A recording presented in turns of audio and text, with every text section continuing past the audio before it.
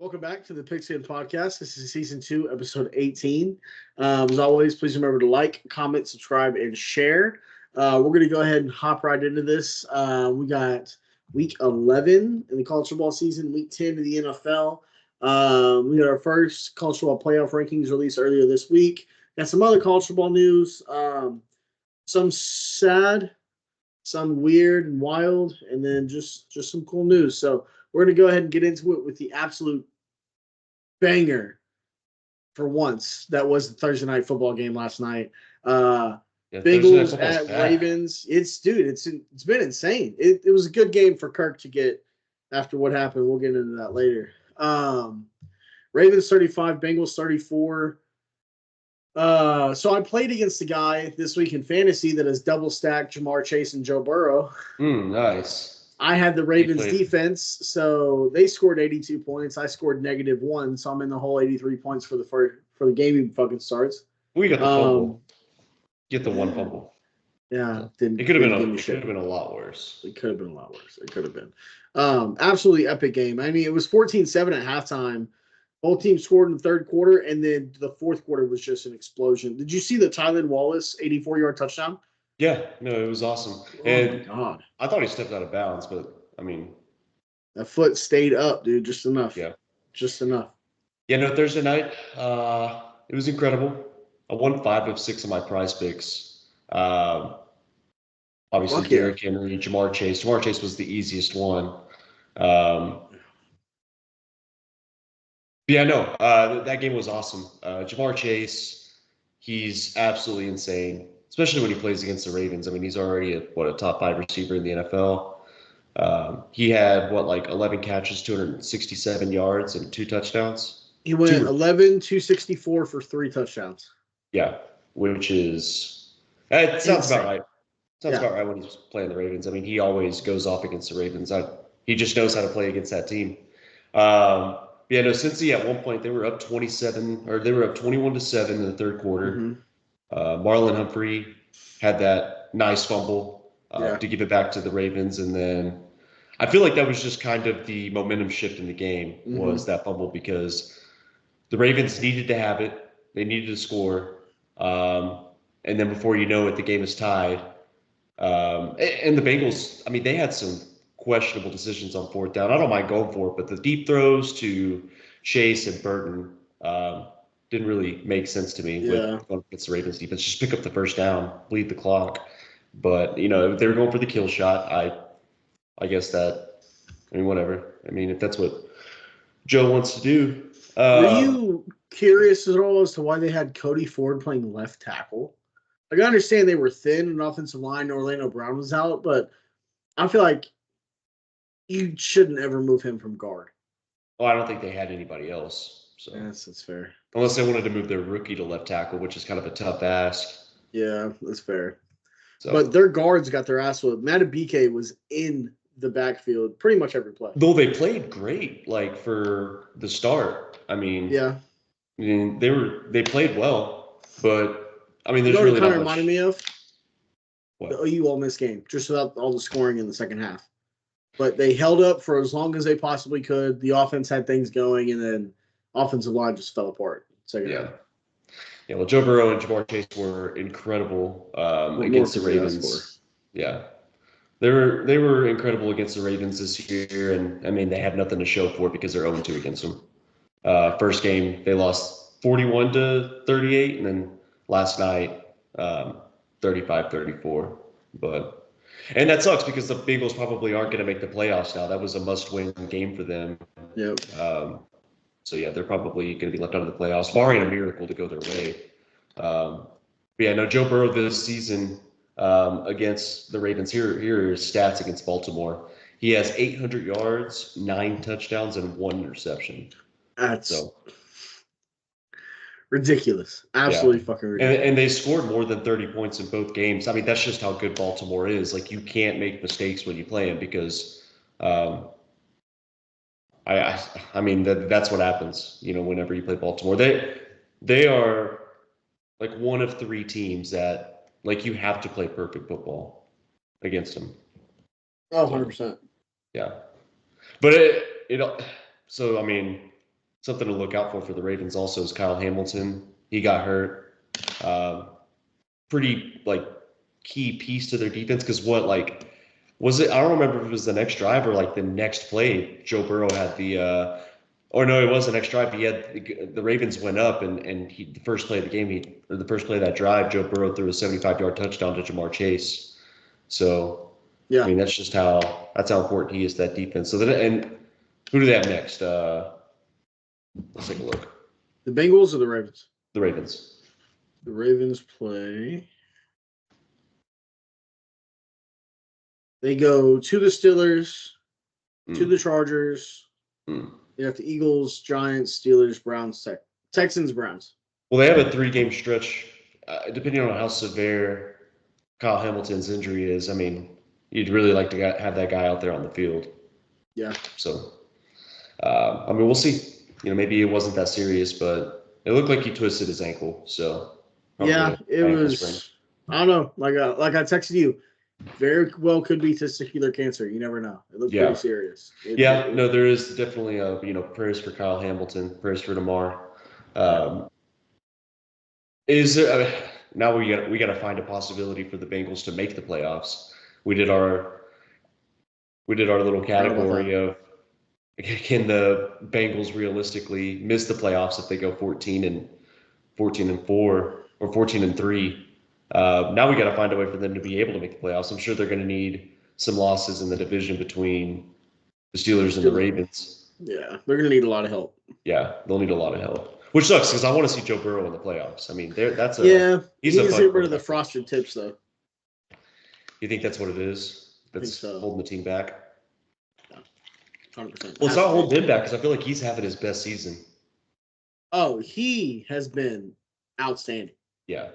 No, he's been really, really good. And the offensive line is playing better. The Ravens pass rush is they're very physical.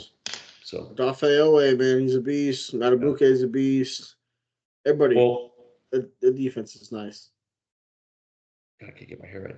I feel like their offensive line played good in this game. They did. For the most part. Considering the injuries, too. Yeah, considering the injuries. I mean, they got to the backfield a lot. And Joe Burrow's just, he's got great pocket awareness. Yeah, he does. He's very fun to watch, dude. He throws one of the prettiest footballs. We need to we should probably bring this up. Last play of the game, they get the touchdown, and they go for 2. So on that drive, the Bengals basically had like 50 yards of penalties going their way.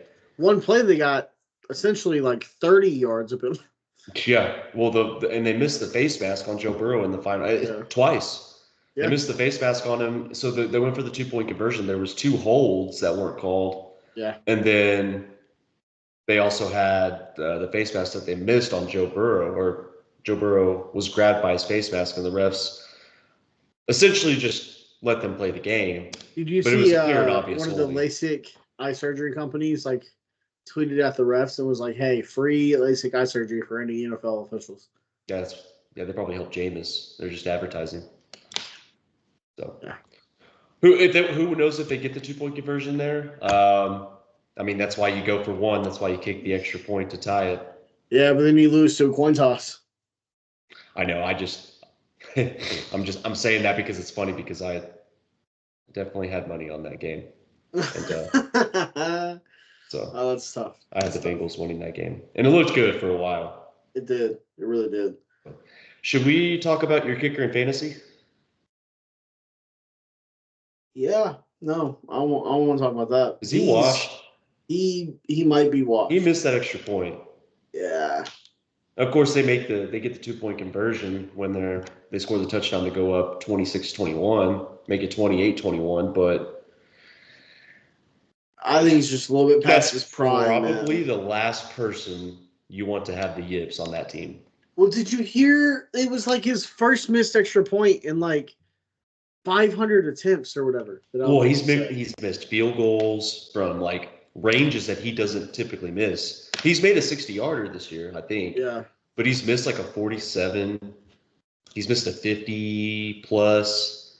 It's just not typical of probably one of the best kickers all time in the NFL. I mean, yeah, he's getting old. He's getting up there, like you said, but it feels like a professional fighter that's going just a little bit too far past their prime. Can you see the vision though of why it's probably he's the last person you don't want to have the yips? Oh yeah, it could totally cost you a chance at the championship.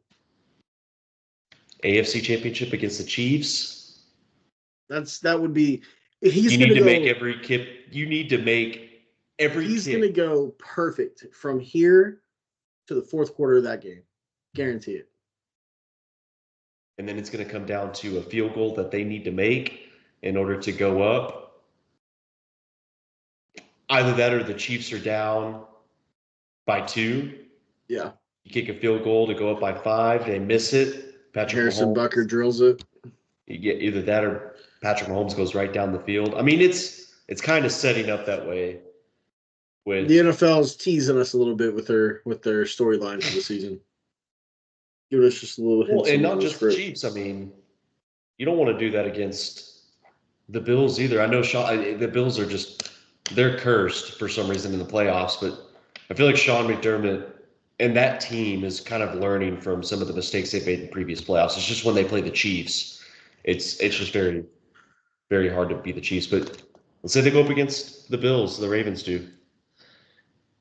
I mean, Josh Allen, he's just as good. He's going to find a way. So, I agree. I mean, I don't know. But yeah, no, totally awesome game. Great way to start the weekend. Yeah, absolutely. Should we talk some college ball? Let's get into it. I know before we started talking the actual ball, you had something you wanted to run through. We wanted to touch on the first edition of the 2024 CFP rankings. As the bracket sits right now, your 1 through 4 seed in order is Oregon, Georgia, Miami, and BYU.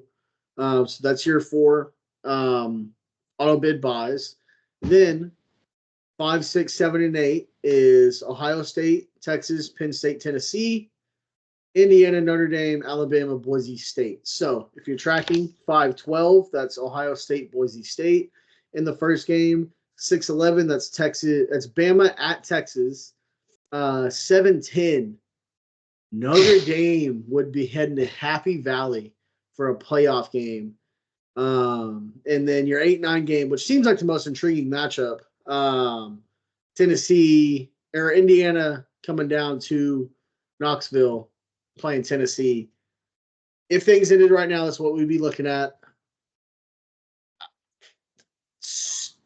Would be fucking fantastic. I like the Tennessee Indiana matchup, like you said. I just have something against college football for putting Ohio State ahead of Indiana, because Indiana is currently undefeated. They are probably the second best team in the Big Ten. They are a great football team and they're very well coached. I don't like that Indiana is currently behind Ohio State. And I know Ohio State has, they lost by 1 point to Oregon, the number 1 team in the country in Eugene. There's that. And I know they have the win over Penn State, the number 3 team in the country, and it was a big win.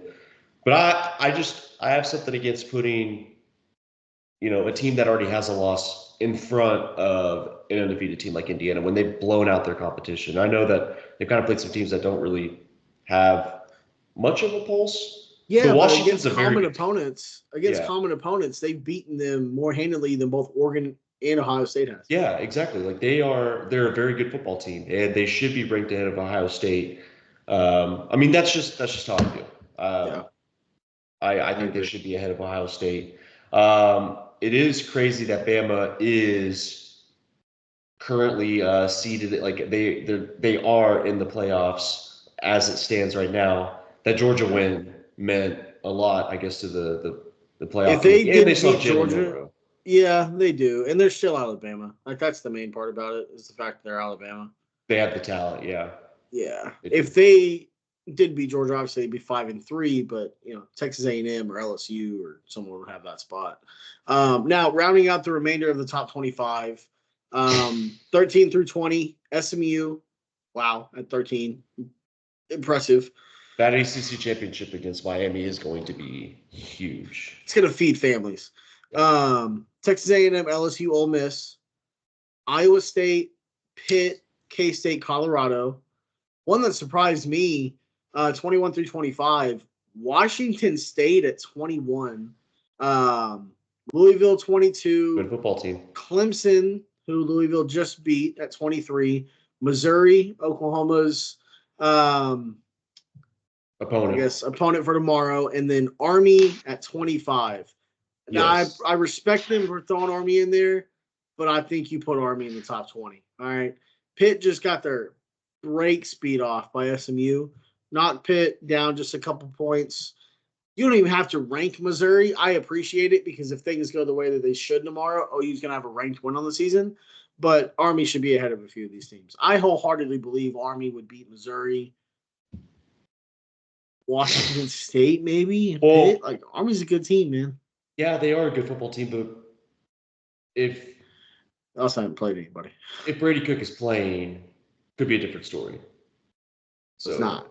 Yeah, if Brady Cook is playing, it could be a different story. If you played Missouri versus Army, I think Missouri probably wins that game. I know their offense hasn't been able to run the ball that well, but Brady Cook is good with his legs. Ole Miss is at 16. Mm-hmm. Now they have 2 losses in conference, 2 losses on the season. How far do they skyrocket if they beat Georgia by double digits? If they beat Georgia by double digits, they would have beaten Oklahoma by double digits, which I know isn't like a big win, but that's after like losing in the first half. Like it was the best 30 minutes of football OU's played all season. Yeah, and then they beat down Arkansas. Yeah, if they beat Georgia in Oxford by double digits, would that put them would you put them at the number 12 spot? I guess you would if Alabama loses to LSU. Yeah, but then do you rank LSU? Yeah. In the top 12?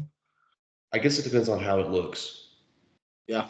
Like how that game looks, because I'm sure they're gonna factor in several things. Like if Ole Miss just demolishes Georgia, which I can't see that happening. They're a top 10 team if they do. I'm trying to play scenarios. Like what are we looking at if Ole Miss just spanks Georgia? And Lane Kiffin has gotten close. He hasn't had like a big win yet at his time at Ole Miss, but he's got the team to do it now. And I think, is Walter Nolan playing? Is he back? I believe so. Yeah. So I think he's going to be back. It's going to be tough for Georgia. So. Yeah. And Trey Harris, I don't know if he's playing or not. I believe he is. I believe I saw an update earlier that he is playing. Okay. So that's going to be much better for their offense. Mm-hmm. So Juice Wells, Watkins, and Trey Harris. I mean, that's deadly. If only they had a stud running back that they didn't lose to Ohio State. Yeah, that'd be nice if they had something like that. Yeah. So BYU also. I mean, yeah, they're number 9. They would be the 4th seed. Now they've got a big rivalry this weekend, the Holy War, and Mormon on Mormon crime. I feel really get together and sniff some alcohol. I've been very high on BYU since week 4. Week 4, I changed my prediction. This team is good enough to go undefeated and win the Big 12. I don't think there's anybody in the Big 12 that can match them, except for like maybe now Colorado. Like Colorado or, I mean, that's really about it. But I don't know. I'm in Utah. I mean, what is it? What's Utah's stadium, or what's their field called? Rice Eccles. Yeah. Rice Eccles Field. I know they don't have Cam Rising, but Kyle Whittingham is still the coach if I remember correctly. Yep. I kind of like Utah this weekend. Maybe to cover at least. It's a 3-point spread. I would take them to cover just as a safe bet, but I just don't think there's enough in Isaac Wilson. Yeah. Well, they'll find ways to win. I mean, Kyle Whittingham, he's a good coach. That's true. He always finds a way to win. So he's a great coach. And if they had Cam Rising, that's easy. Take Utah. Utah probably is. I'll say if they have Cam Rising, they're not 4-4 right now as well. Yeah, exactly. If you told me that Utah was going to be 4-4 this season, probably would have asked, is Cam Rising done for the year? Yeah. So, which the answer recently has always been Yes. But anyways. Part of me, I overthought the Ole Miss Georgia game. So since we were talking about Ole Miss in the playoff rankings earlier, I've been overthinking this one because it's the way that Georgia's looked compared to the way, like in the past, like couple weeks compared to how Ole Miss has looked. It feels like Georgia only gets up for big games. Like there's no motivation. Like if DJ Lagway's playing, it's like we said. I mean, there's a possibility that Florida wins that game, and Florida has been looking better. So they're holding on to Billy Napier. Yeah, that's the big news out of Florida. They are holding on to Billy Napier. My guess is Ole Miss is going to offer something to Lane Kiffin that Florida couldn't match. And same thing with Kirk Cignetti. Kirk Cignetti probably doesn't want to go to Florida. I don't know why. I mean, that's just weird. I don't know why they're hanging on to Billy Napier. Maybe it's just for DJ Lagway. If that's the case, I'm about to say it was his saving grace to save his job as DJ Lagway, and it's working out. Yeah, but for one guy, when your team has, it's not even just the football team. I mean, it's also the administration. It feels like their AD has made some pretty questionable decisions, like firing Dan Mullen. It's kind of a very weird decision. Yeah. Taking you to the SEC championship 2 years. He had one off year, and then you fired him. It was kind of weird. But, yeah, DJ Lagway. I mean, they want to keep that kid so bad. I guess they probably see something in him where it's like this team could be not the best roster, but he makes up for all that. Let's say he can make up for a lot of deficiencies with his talent level. Alabama, LSU. So Alabama currently ranked number 11. They would be in the playoff bracket. The winner of this game probably feels like it's an elimination game for sure. This is the biggest game of the weekend. This is going to be probably the game that everybody has their eyes on because it's an elimination game, and I feel like whoever wins this game is probably going to have more confidence going forward because they're both 6-2. Strange to you that Alabama's favored in this going into Tiger Stadium?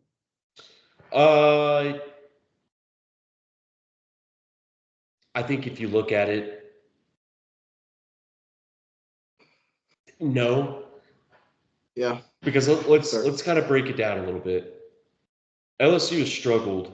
Their defense has played really good against certain QBs. Like they've toughened up on the season, but they've struggled against mobile quarterbacks. Lenore Sellers, he gets hurt. They start coming back and winning the game. Marcel Reed comes in for Connor Wegman, and look what happened. I mean, he ran all over him. He could do whatever he wants. Now you're going up against probably the best athletic quarterback in college football. I like Bama a lot. And I'm an LSU guy. I'm an LSU guy. And it's going to be in Tiger Stadium, Death Valley. Very tough place to play. That atmosphere is going to be insane. Paul Skeens will be done on College Game Day guest pickers, which is awesome. I love Paul Skeens. I'm happy that he gets to do that. Seems like a low-key football guy. So. Oh, yeah. But yeah, you're going up against Jalen Milroe, the best mobile quarterback of who they played so far. Yeah. I can definitely see why Bama is favored in this, if they are looking at it in that way. So, for sure. Who do you like?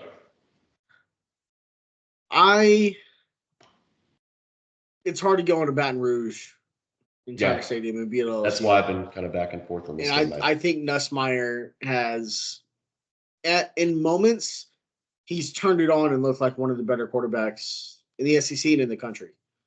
And he's got like elite ball placement at times. So how do you? His biggest problem is he's not the most consistent. How do you explain the dumb interceptions? It's tough. It really is. It really is tough to explain those. But when it's clicking, it's clicking. And I think that this Alabama defense, I've talked about it a couple times. They're not that special. They have dudes, but they're not that special. Either. They're not terrible, but I mean they have athletes in the right spots to make their defense look better than I think it truly is. That makes sense. Well, yeah, new defensive coordinator. Yeah, and I just think they have the dudes to make up for any inefficiencies right now. I think LSU has the potential to really, really air that out. Like their receivers are. Yeah, Anderson and Lacey, they're really good. Mason Taylor, great tight end, good running back. And I think Cade Durham has really turned it on the last couple of weeks, and I think he's got a potential. If LSU can block and hold up at the point of attack and free up space for him, you ain't got to give him a lot. Give him a little bit of space. I think he can get loose and he can put some gaps in Alabama's defense. The biggest thing for me, though, I think LSU is going to have to control the game because I think Alabama can score with anybody and everybody. And I don't know. Because LSU's defense, while improved, is not anywhere near where they should be. It's tough for me. Home field advantage always plays such a huge thing for me, especially in these big stadiums, these big atmospheres. It's going to be, and they got Mike the Tigers coming back as well, by the way. So, for me, all signs are pointing towards LSU 4 to 7 point victory. Now, where would that shoot LSU up? So, since we're talking about the playoffs, would you go ahead and put them ahead of Boise State? Would you put them? Well, Boise State's going to get in either way. They're going to. I'm saying, would you put them ahead? Yeah, you would. Okay. Well, not Boise State, Notre Dame. Sorry, would you put them ahead of Notre Dame? Yeah. Who are their losses are A&M. They lost to Northern Illinois. The USC loss is looking. Oh, LSU, yeah. Yeah, that USC loss is looking pretty bad. But again, beginning of the season. Yeah. So teams get better. I just don't know. Yeah, I think. Oh man. Well, where do you put Alabama if they win? I mean, do you keep them right where they're at, or do you go ahead and bump them up? I think you'd bump them up. I think if Alabama wins, you just reseed the top 12 a little bit. I think you bump Alabama up. Now, you can't put them in front of Tennessee, obviously. I don't think you could put them in front of BYU either. You can't put them in front of an undefeated team when you've got – because I don't think LSU is – well, it's going to be a better win than Utah is, but if BYU goes in there just completely, I mean, Bruder to Tudor spanks their ass. Yeah. Then – but see, that's going to be the thing, though. Like if they walk in there and they take all their wives, like Mormons do, then I don't know if you can really justify putting Bama over BYU. Here's the thing. Teams like Miami, Boise State, BYU, doesn't matter where you rank them. Because Miami and BYU, as long as they're undefeated or number one in the conference or at the end of the season conference champions, those three teams can be 10, 11, and 12. Miami and BYU is still going to get the auto bid, and so is Boise State.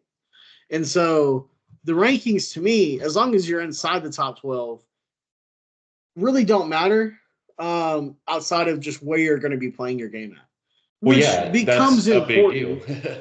It becomes important, but I think at this point, if they win, if everyone in the top 12 wins, things I think hold steady.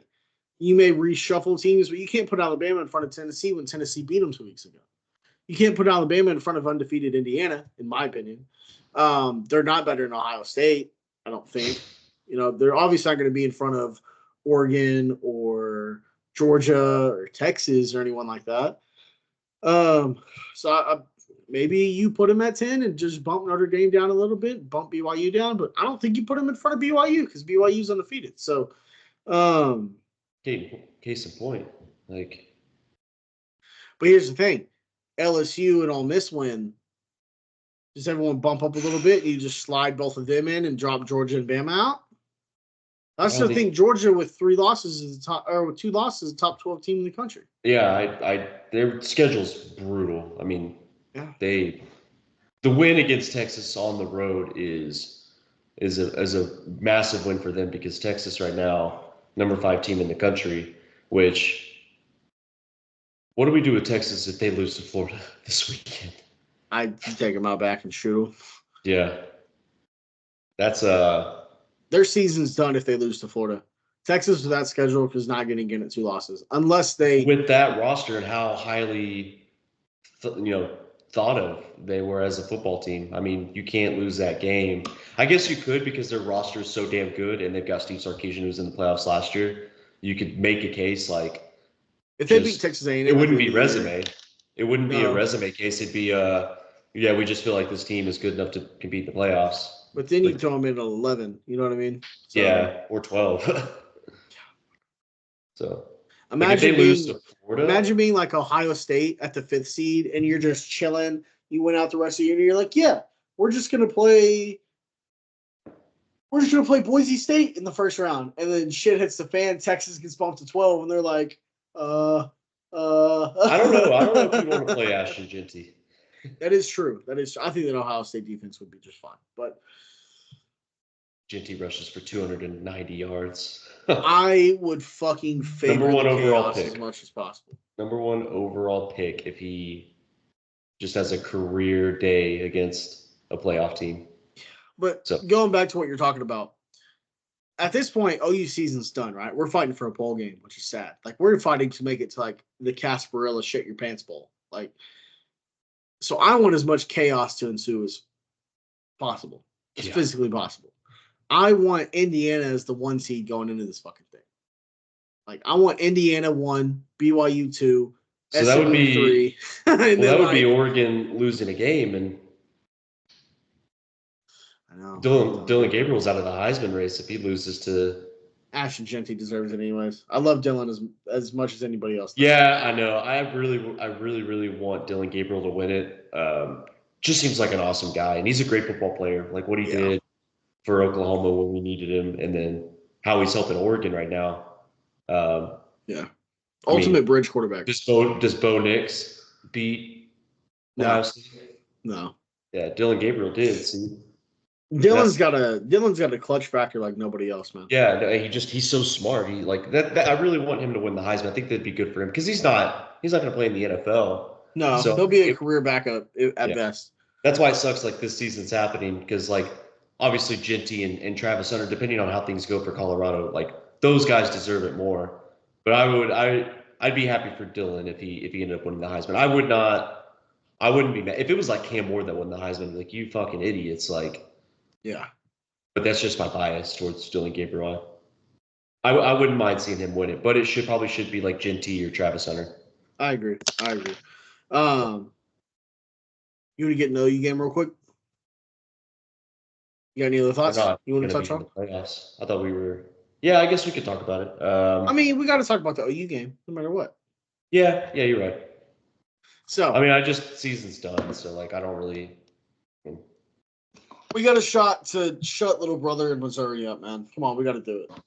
How are they? What are they talking smack? They have been for the last 2 years on Twitter. I don't really pay attention to that. No, Missouri is nothing relevant in terms of college football. Last time they were relevant, Curtis Lofton and Sam Bradford beat them. They have a pretty good football team. Like, like they've got. Luther Burden's an absolute stud. He's a stud. Green sucked shit through a straw this year. New scheme. He's battled some injuries too. Like I thought I saw that he's been hurt. Yeah. So Theo Weiss, stud. I love him. I want to see him. I still do too. So no, they have really good players. It's just not having Cody Schrader's like a big. It limits their offense. And then injuries has really killed them as well. Yeah, injuries have been as of late. Them. They're going to be without Brady Cook. Yep. So that's going to be very significant because Drew Pine, he hasn't looked good. Did you see the pass that he threw directly to the Alabama DB? Yeah. That's rough. Because a lot of people are not very kind to him right now. No. I'm very pro player. I'm pro player. I'm not like you. I'm not a shitty person who just talks shit about. Oh, okay. Because you're Packers fan. Okay, I knew it. I knew that line was coming next. Packers fans are just the absolute worst. So are OU fans at times. So my own fan base, and I love my fan base, but we got some stupid. We got some fucking idiots. But with all this being said, me too. With all this being said, especially with Brady Cook not playing. Expect Oklahoma to win this football game. You don't fucking say that. Come on now. That is true. That is true. What are you doing? If we're down 14-0 in the first quarter, all eyes are on you. I want you to answer for it. I'm stapling my skull to the ceiling. I want to watch it live. I will stream it. Yes, I will stream it live. I will. You will strap a bomb to your chest and you will go to I will fly a Boeing 747 into the World Trade Center. Okay, Sean McDermott. You will strap a bomb to your chest and you will go into midfield at Owen Field and you will record it happening. I will. Tick, tick. I'll take one of the black Cadillacs that was driving by Lincoln Riley's place to do it as well. With that being said, like I kind of agree with you. Like Oklahoma's defense versus Drew Pine, unless they just give Luther the Bird the ball in every way possible that we haven't seen on film. Yeah. So that guy's scary. I know he hasn't had the production this season, but a lot of that is just what their offense hasn't been able to do. So and their offensive line has been good. It's like you said, Caden Green. He hadn't been playing the left side particularly has been pretty bad. Which is weird because Caden Green was awesome as a freshman, but new scheme. I mean, that's rough. New scheme and no Bill Bedenbaugh. Yeah. Well, and tough competition. You know, you have to block some creatures. So our offensive line hasn't been playing good. I don't know why we're. Yeah, we have no room to talk. Actually, the more I think about it, but.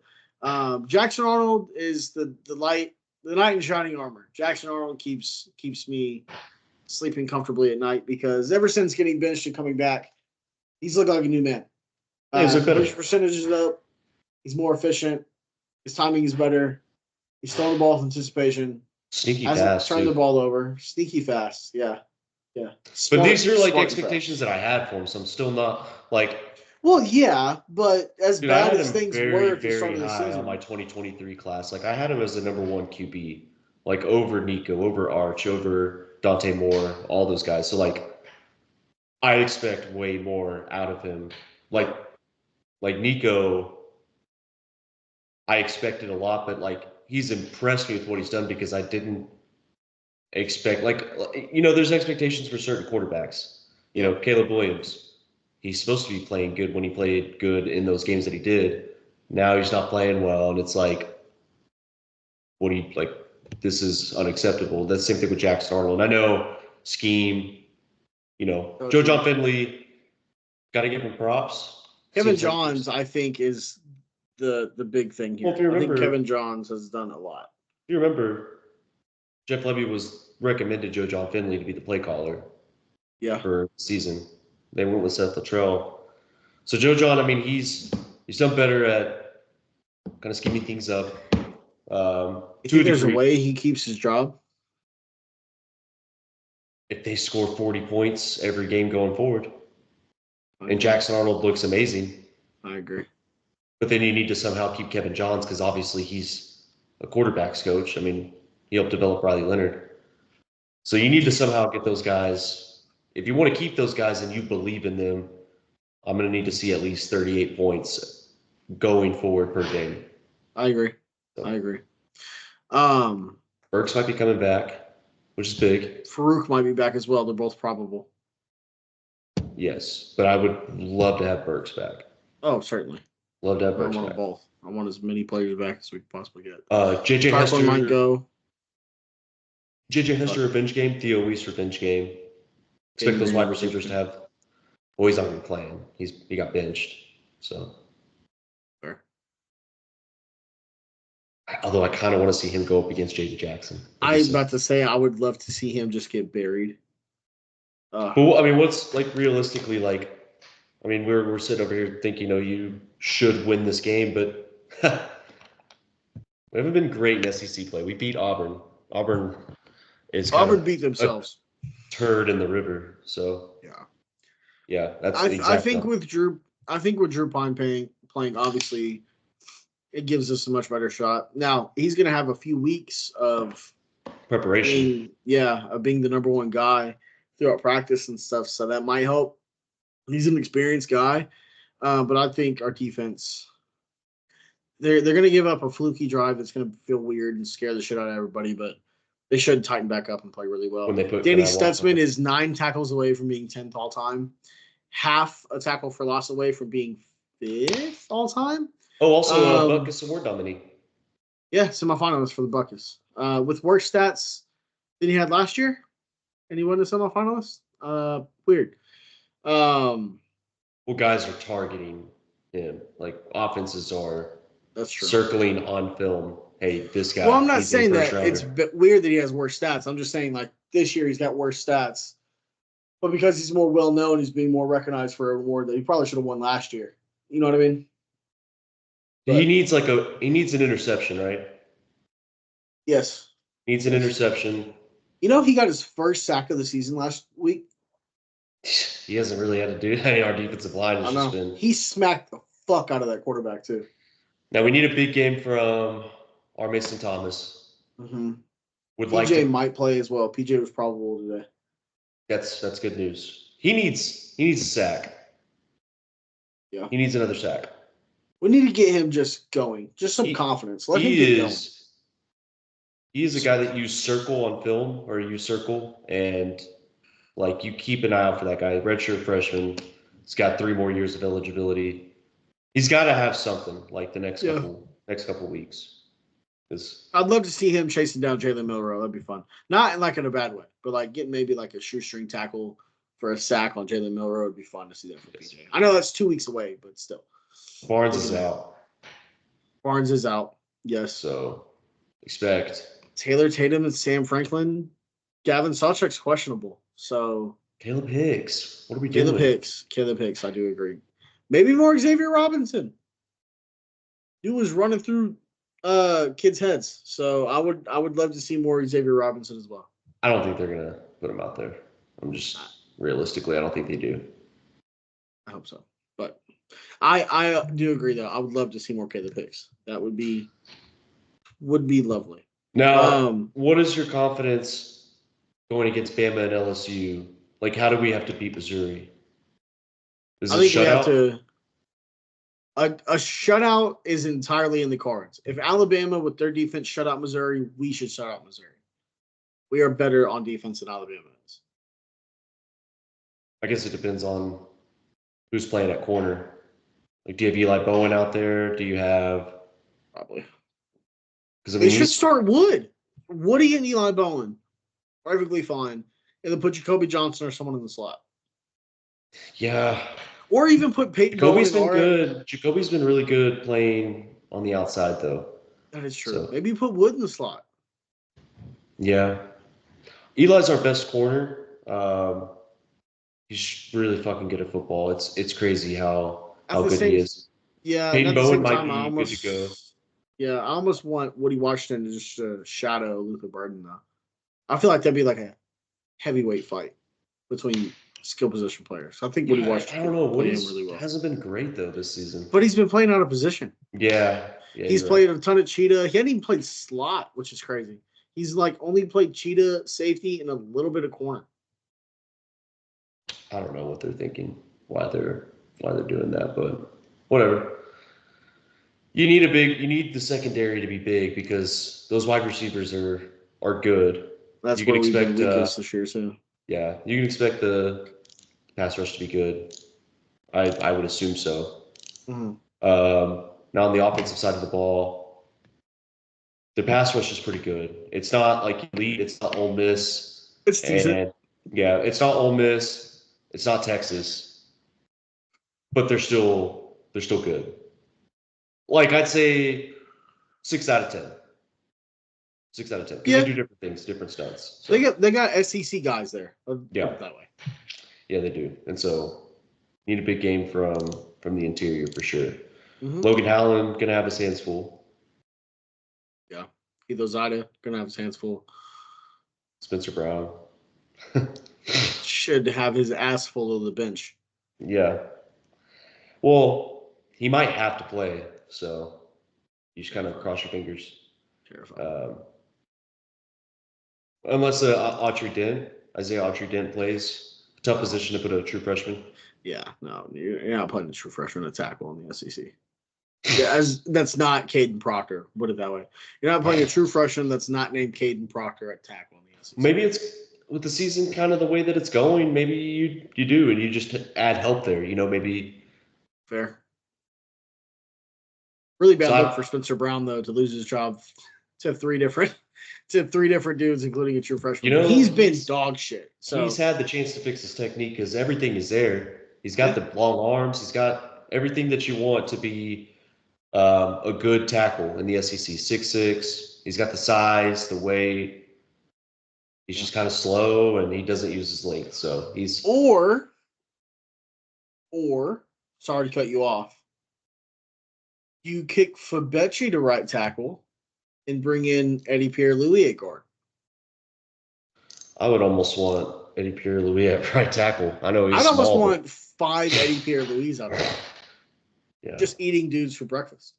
Well, either way, you need a big game from Jackson Arnold. If he's 100%. got to show to me that he could do it for 4 quarters against an SEC opponent. 6-2. I mean, I know their schedule hasn't been great. They're not a great football team right now with injuries, but you still got to show it to me. You got to prove that you've had the time to work it out with JJ Hester and Brendan Thompson and Jacob Jordan, Deion Burks is coming back. I would love Brendan Thompson deep ball. It'd be lovely. Yeah, I know, me too. But running backs are kind of the ones that you circle, and like, man, not having Barnes out there is rough because he has had his stride, and with him being out, could lose a little bit of momentum going forward. I mean, I don't know severity of his injury. Can you guys stay healthy? Come on. For real. Maybe Sawchuk. Maybe he has his breakout. I hope so.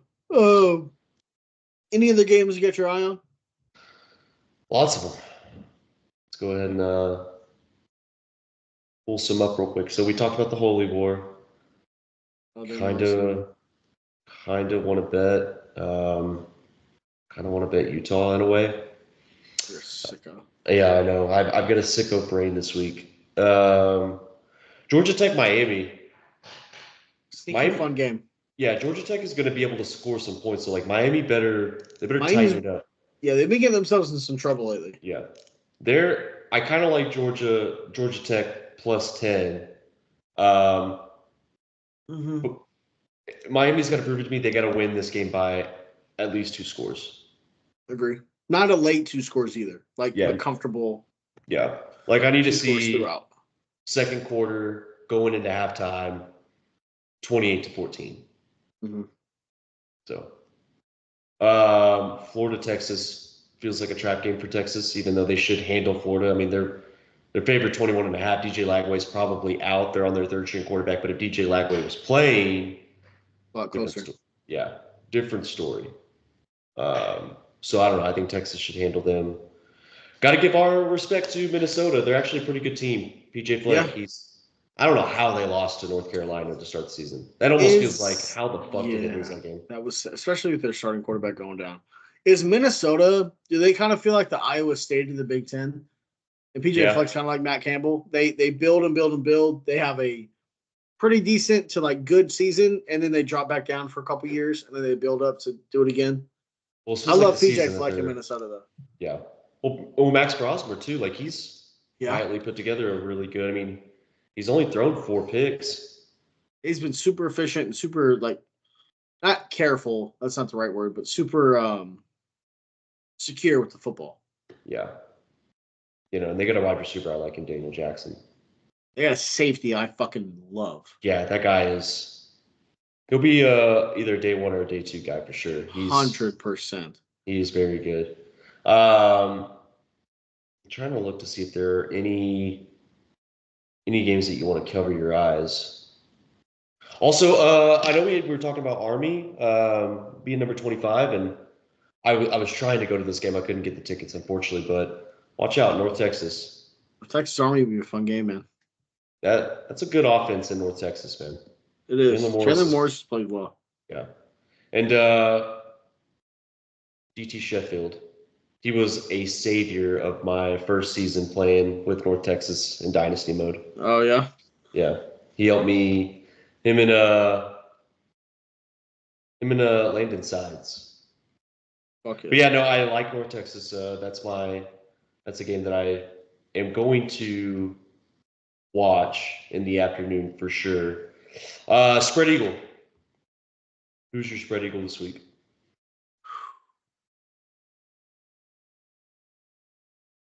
I'm taking Vanderbilt +6 against South Carolina.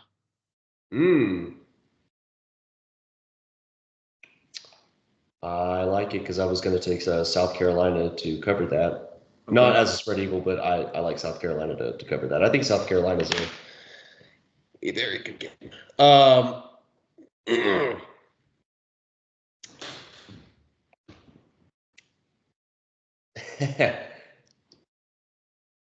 That sounds evil. That sounds gross. No, I'm actually not going to do it. I was going to take Oklahoma State +11 minus TCU as my spread equal. I was looking at that and I was like, it can't get any worse. Especially after Mike Gundy's press conference when he was going after fans. Oh God, that was very Mike Gundy. I love Mike Gundy. In a way, he's probably right. But you probably don't want to say that to your fans that have shown up to your games when you've had probably your worst season as head coach. Yeah. I'm gonna be a sicko. Okay. No, actually, I can't. I can't be a sicko. My spread Eagle was going to be Florida State +26.5 versus Notre Dame. I was looking at that one too. I looked at that and I thought, can Mike Norvell save his job from? Can he save himself from being on the hot seat? Because he's not going to get fired. He went 13-0 last year. Should have made the playoffs. Jordan Travis, that injury kept them from making the 4 seed, or at least being a seed in the playoffs. But I looked at that game and I thought, if Mike Norvell's going to save his job, he's got to somehow rally the troops. But their offensive coordinator, I just don't trust him. Did you see the press conference that Keon Coleman came out with saying they were like when he was talking about do you have any like young wide receivers going to Florida State since you went to Florida State? Basically, the question was like, what is the message that you have to young receivers that are considering going to Florida State? And he basically was like, don't go. Like, you're wasting your time. Their wide receiver coach is terrible. Yeah. He kind of is. Like, I thought he underdeveloped Keon Coleman. Yeah. A little bit. Because Keon Coleman should have been the best prospect, the best wide receiver prospect in this upcoming draft. But it was like he's too raw. Like, he's got so much to develop on. And he's going to be really good since he has Josh Allen throwing to him. But no, I was taking a look at this one, and it's not a massive spread. But it is one that I look at, and it's a team that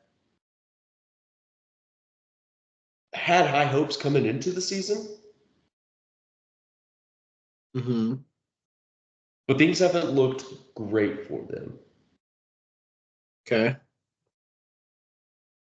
I kind of like Kansas +2.5. I knew that's where you were going. I was staring right at it. When you said high hopes, I knew it. I kind of like that one. I was also I was thinking Mississippi State. I liked Mississippi State +24.5 versus Tennessee. What about Michigan or Indiana getting 14 against Michigan? I like them to cover that. I do too. I like Michigan. They got some stuff that they got to figure out. First year under Sherrell Moore. First of all, throwing the football is really... But Kansas has looked. They probably should have beaten Kansas State, in my opinion. They were up.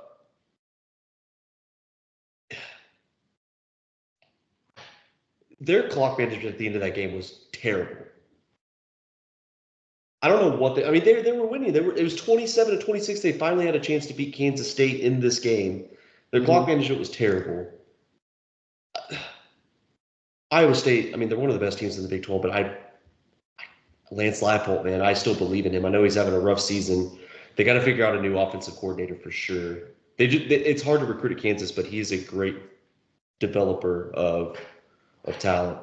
I kind of like Kansas State. I know it's 2.5. Might as well pick them to win, but I think I'm going to go with them as my dog of the week. My dog of the week is Kansas. I'm going to take Kansas to beat Iowa State. I'm going to take Mississippi State for my spread eagle. I think they're going to cover that spread. Okay. My dog of the week. I went back and forth on that one, by the way. Yeah. Let's see. I had a couple ideas that I was thinking about.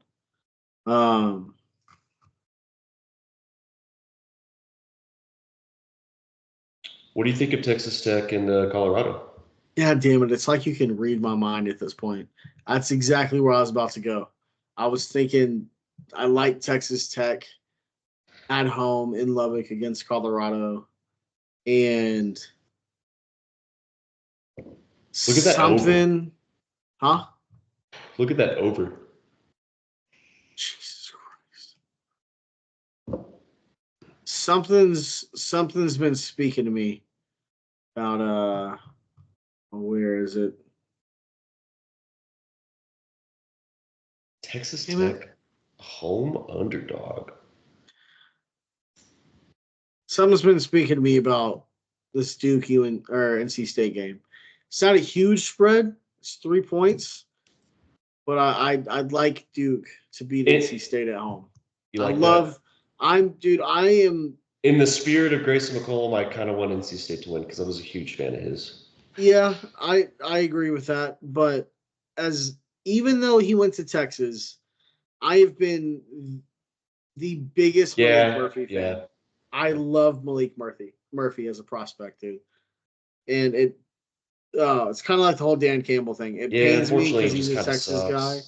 He doesn't, dude. He's not that bad. He's not that bad. Quit being an asshole. I'm gonna take Duke as my dog of the week. Dude, the line changing for Oklahoma just continues to scare me because when we were underdogs, I thought that's easy Oklahoma money line, but now they're -3.5 on DraftKings. Yeah, it gets scary with this team when you expect them to do anything remotely positive. Like, I don't know, gain yards on 1st and 10. Yeah, Drew Pine, I mean, Yeah, Drew Pine's a lot of things, but like I said, quarterback's not necessarily. He's a lot of things. He's not a ball thrower. No. So, he might be a game thrower, but not a ball thrower. Yeah, no shit. Do you plan to even turn on Comedy Central to watch Florida State against Notre Dame this weekend? I might turn on South Park to watch. I kind of want to be a sicko and take Florida State plus. Are they playing DJU again, or are they still playing their third string? Well, DJU's still hurt. Like, his hand is still. Oh, fuck, he is? Yeah. Bummer. Well, maybe he's better with the injury. I don't know. I'll never forget the Notre Dame game in COVID year. But that offensive coordinator is just not very good for Florida State. I mean, let's be real. He's not, but and he's not really getting any favors done for him either.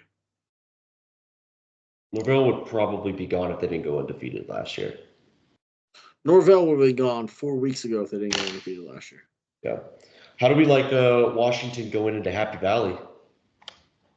I think Penn State. Look, it's not Michigan or Ohio State. Penn State's going to win by 20. Yeah. Drew Aller, think he's going to go off? I think so. I will say, though, I know it's his 48th year of college football, but Will Rogers is playing well. Yeah. Yeah, no, he is. I mean, he's 49 years old now? Something like that, and Alan Bowman. Yeah. Do you think Oklahoma State would be as bad as they are now if they were playing Rangel? Yes. I think that team is severely flawed. Yeah. In lots of different aspects. They need he needs new coordinators. It's Mike Gundy he needs to make a coordinator change. Completely agree. Completely agree. I've covered your eyes. This is going to be such an awesome. No, I'm just kidding. This is going to be an absolutely disgusting game to watch. In fact, it's like The Grudge. Like, if you don't look away from the TV, it's going to stone you. 1-7 Kennesaw State will take on 1-8 UTEP. I'm sick enough to turn it on for a minute or two. Right. UTEP's got some. Did you see the new uniforms UTEP dropped? No, I didn't. They're pretty clean. I'll send them to you. Oh, we didn't talk about it. We did have action on Wednesday. Ohio versus Kent State. Kent State's. I'm sorry, man. That was a very rough watch. Northern Illinois, Western Michigan was very fun to start. It was. Did you know that I guess Lone Star High School in Texas has just elite running backs because Jaden Nixon, who was Ashton Jitty's teammate in high school, the guy's a dog. I mean, he had some runs where I would like Chicago to draft him. He's 5'11", almost 200 pounds. I mean, he's about $185. He's fast as fuck. It made me want to turn on the game and play with him. Like I immediately watched him play that Wednesday night and was like, why have I never heard of this kid? He was at Oklahoma State. He was the backup. Really? Yeah, he was at Oklahoma State. It goes like, this name sounds familiar. Jesus. Like I know I've heard this name, and then they announced like, yeah, he was at Oklahoma State, transferred. But yeah, no, action's a lot of fun. That Tuesday night was Ball State and Miami, Ohio That was a fantastic football game. Yeah. Hey, where else are you going to go besides the PigSkin podcast and get some action talk on a Friday evening? Nowhere. That's Kent State is awful, dude. Your team fucking blows ass. They suck. They get fucked harder than a stepmom on Pornhub, dude. Like, yeah, no, Northern Illinois is kind of a wagon, dude. So is fucking Ohio, man. Yeah. The Bobcats are pretty nasty. Yeah. Do we have any? We got New Mexico and San Diego State going on right now. San Diego State has. It's been a pretty good game. Who's the head coach now? At San Diego State? Yeah. Isn't he? He was with Colorado last year. Wasn't he the offensive coordinator? Why can't I think? Would ask me this. Sean Lewis. Yes, you're right. It is Sean Lewis. Yeah, he got fired. I forgot about that. Yeah, that was when that was probably one of the decisions that Dion made. Where I was like, I don't really agree with that. We talked about that. It felt scapegoaty. No, I still believe in Sean Lewis, so I think he's going to have that team going here pretty soon. UCLA beating Iowa. Yeah, dude. They held Iowa to under 40 points for once. UCLA, like, low-key, kind of a good team. I got to give props to their head coach. I thought he was just in the water, but fuck, man. I don't know. It took him a while to recover from that media day press conference. Yeah. Absolutely. That was still horrendous. That's still bad. But, I'm going to have to watch Oklahoma, Missouri while I watch Alabama, LSU. When is Boston College, Syracuse may be a good one. Yeah. Colin McCord, 12 picks, 20 touchdowns maybe? Something like that. For Georgia Ole Miss, I went back and forth on this one because it's Kirby Smart. Obviously, I trust him more than Lane Kiffin. Lane Kiffin hasn't had that big win yet at his tenure at Ole Miss. And I thought the way that Georgia's kind of looked in some of these games, and then Ole Miss's 2 big wins, or in the fashion that they did win with their defense looking really good. Yeah. And with Carson Beck just looking like Sid the Sloth, that guy. And of course, offensive scheme, hasn't been great for him, but he is one not pretty dude. We'll just put it that way. Yeah, he's dating one of the Cavender twins, so good for him. I trust Jackson Dart more than Carson Beck. I never thought I'd say that. So, but it was I know. But Georgia, in like their history of Kirby Smart, he knows how to win these big games. He's still the best coach in college football currently. I'm not going to overthink it. I'm going to take Ole Miss. Actually, I am. Take Ole Miss? I am going to overthink it. I'm going to overthink it. I'm going to take Ole Miss. That's what I meant to say. Okay, I was about to say. What? I'm going to overthink it, and then when I come back on Monday to record with you, and Georgia has beaten them like the 28-20, I'm gonna have to pay for my sins. Fair enough. I Lane Kiffin is going to get at least one big win in his tenure. Like he's just such a good like play caller and schemer. Like he's going to figure out a way. You got to luck into one at some point. But Jackson Dart, he's looked good, but against this Georgia defense, I mean, we'll see. The defense is one thing that keeps. But that's the thing is Oklahoma's defense. Oh, we absolutely got after him. We made that offensive line struggle, and like he was throwing on the run darts. Yeah. Jackson Dart was throwing darts against our defense that had been really good. So like, yeah, but Georgia's secondary is a lot stronger than ours is. Yeah, Malachi Starks. Yeah. Well, if we were playing Eli Bowman, different story. But we were playing Des Malone. And fucking Kanai, who I'm officially done with. Yeah. Dude, Gentry Williams, Eli Bowen would be a nasty. I know, dude. God, which I feel like the Gentry injuries stay healthy. Yeah, the injuries for Gentry, I feel like it's affected him, and I feel like when he comes back next year, he's not going to look good, unfortunately. So it's just hard to recover and get your momentum going. Yeah, it's just when it's a consistent thing, it's tough to overcome. Who do you like in Georgia Ole Miss? I like Georgia. I just defense wins championships. I love. Can they run the ball? That's the thing is if they can run the ball effectively like they did against Texas, they're going to win the game. If we can run the ball effectively, I think Georgia can run the ball effectively. I mean, it's not like we were great running the ball. It was Jackson Arnold. And he's a much better athlete than Javonte. They were opening up some holes for Javonte. There were times where that second half was great for him, right? Yeah, they built up. But I do like Georgia in this one. I really do. Now, who do you like? Alabama, LSU again? You took the Tigers. LSU took the Tigers. Go Tigers. I'm not gonna have. I really don't feel like I have a pick for Ole Miss, Georgia. Like I actually don't. But since we have to make a pick, I'm taking Ole Miss. Hotty toddy.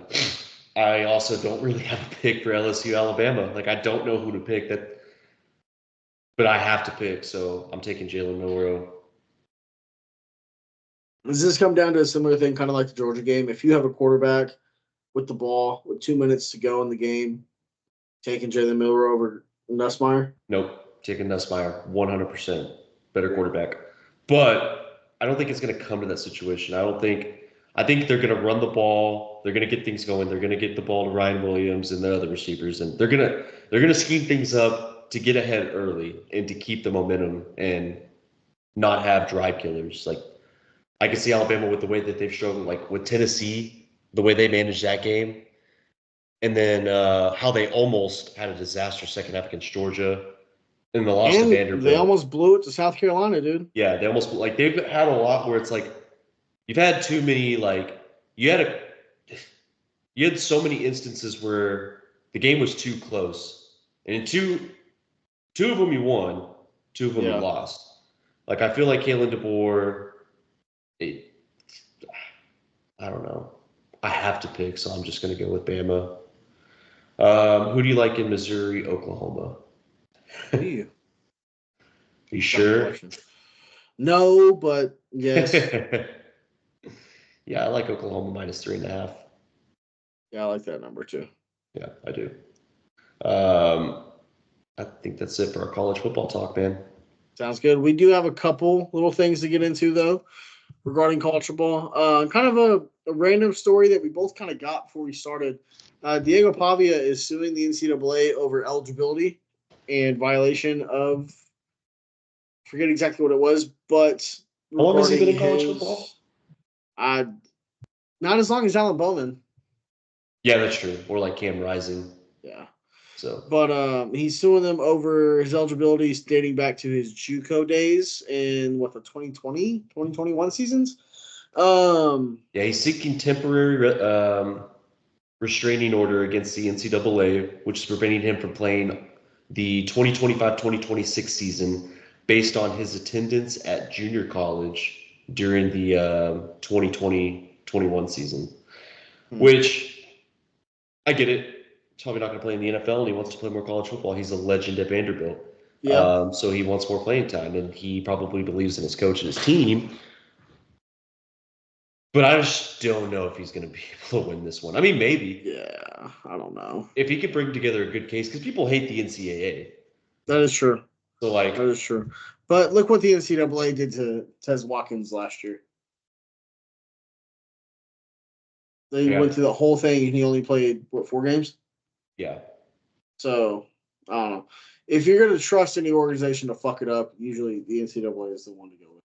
Well, he's also just played I feel like I've watched him 2 years at New Mexico State. Yeah. Or more than that. I mean, I feel like he's been in college football forever. So, but maybe he could get another year of eligibility. I would like to see Diego. I would say I would favor another year of eligibility. I'm sure he's also getting NIL requests to come back next year out the ass. Oh yeah, there's so much money rolling around Vanderbilt. I guarantee it. Well, and isn't that another thing about it too? Is like he's not making as much as he. Didn't I see something like that? Like he was a player that wasn't making as much in his, or he like his valuation was bad. Yeah. So he does have a chance to make more money. So like, and it'll be far more than he'd make in the NFL. If I needed to help him petition, I would absolutely help Diego Pavia petition to play. I agree.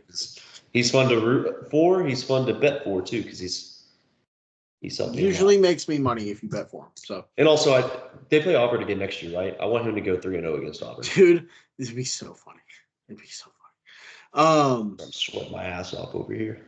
I am too.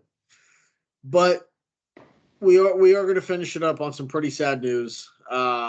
Sucks to go out this way, but the goodest boy in all of football, Ben Herbstreit, passed away earlier this week, and it pains me to my soul. Yeah, no, that was a rough one.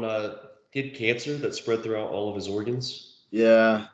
So probably a good idea to put him down. You don't want him to suffer. I feel bad for Herbstreit. That's a tough loss when you lose a dog. I've lost a dog before. It's so fun. I lost one earlier this year, so it's tough. We got to keep him in memory, though. Who were the dog teams this week? We got the Huskies. Maybe we need the Huskies. Yeah. Maybe that's why Georgia wins. Yeah. Okay. I'm for Georgia now. Like we need the dogs to win. We need the Huskies. No cat teams can win. So no Tigers. Tigers can't win. LSU or Missouri. Full tide. What else, man? No Cougars. Need Utah State to win that game. Yeah. You need Utah to beat BYU then. Yep. And this is all for Ben. Well, would a wolf still be? That'd be a dog. So we need Nevada to beat Boise State, right? The Wolfpack. Yeah, we would. That'd be painful as well. So Oklahoma does need to beat Missouri. Yes. Okay. They contractually have to. Yeah. No, sad loss. I'm really sorry. Yeah. He was the goodest boy. I understand now. I was watching all of the Ben edits. Yeah, I kept sending them to my fiance. Now I fully understand what it feels like when one of her TikTok cats dies. So I understand where she's coming from. But again, I hate to end that on a sad note, but rest in peace, Ben. Yes. Hope you get all the belly scratches that you have ever needed, man. But moving on, we're gonna go ahead and hop into the NFL. I do have something to say because it's the game we're gonna start with. We're gonna go through obviously each game like we do, give out our picks at the end of it. But Giants Panthers in Germany, does that still feel like one last shot of like World War II reparations? Well, and send that game to the Germans, man. It also just kind of feels like it may spark like another rise, maybe in the Fourth Reich. It might start World War III. Yeah, this game is. If we sent that game to Russia, the world would be over. Yeah, another Cold War, a nuclear missile crisis. Yeah. We wouldn't hear the end of it. I feel bad. I'm kind of scared. That's probably not a game that you want to send to a country that willingly put people in concentration camps. Yeah. Bryce Young smiled for once last week. Do we really want to try to ruin that? Yeah. He'd be the boy in Panthers pajamas. You kind of want this to be just the best game of all time now. I think this needs to be Rams Chiefs 2018? Yeah. 2018. This is a game that I try to get up and watch all the games because I love football. I cradle football like it's my baby. You only get so much of it. It's finite. You got to enjoy every minute that you can. This may be a game that I turn on and just go back into my room. Yep. I may watch a couple drives. I'll pull it up on the projector in the bedroom and go back to sleep. Interesting stat. Did you know the Giants have 35 sacks on the season? They lead the NFL. Christ. Yeah. So good pass rush. Came on Thibodeau, Brian Burns. What are we going to get from Ojulari?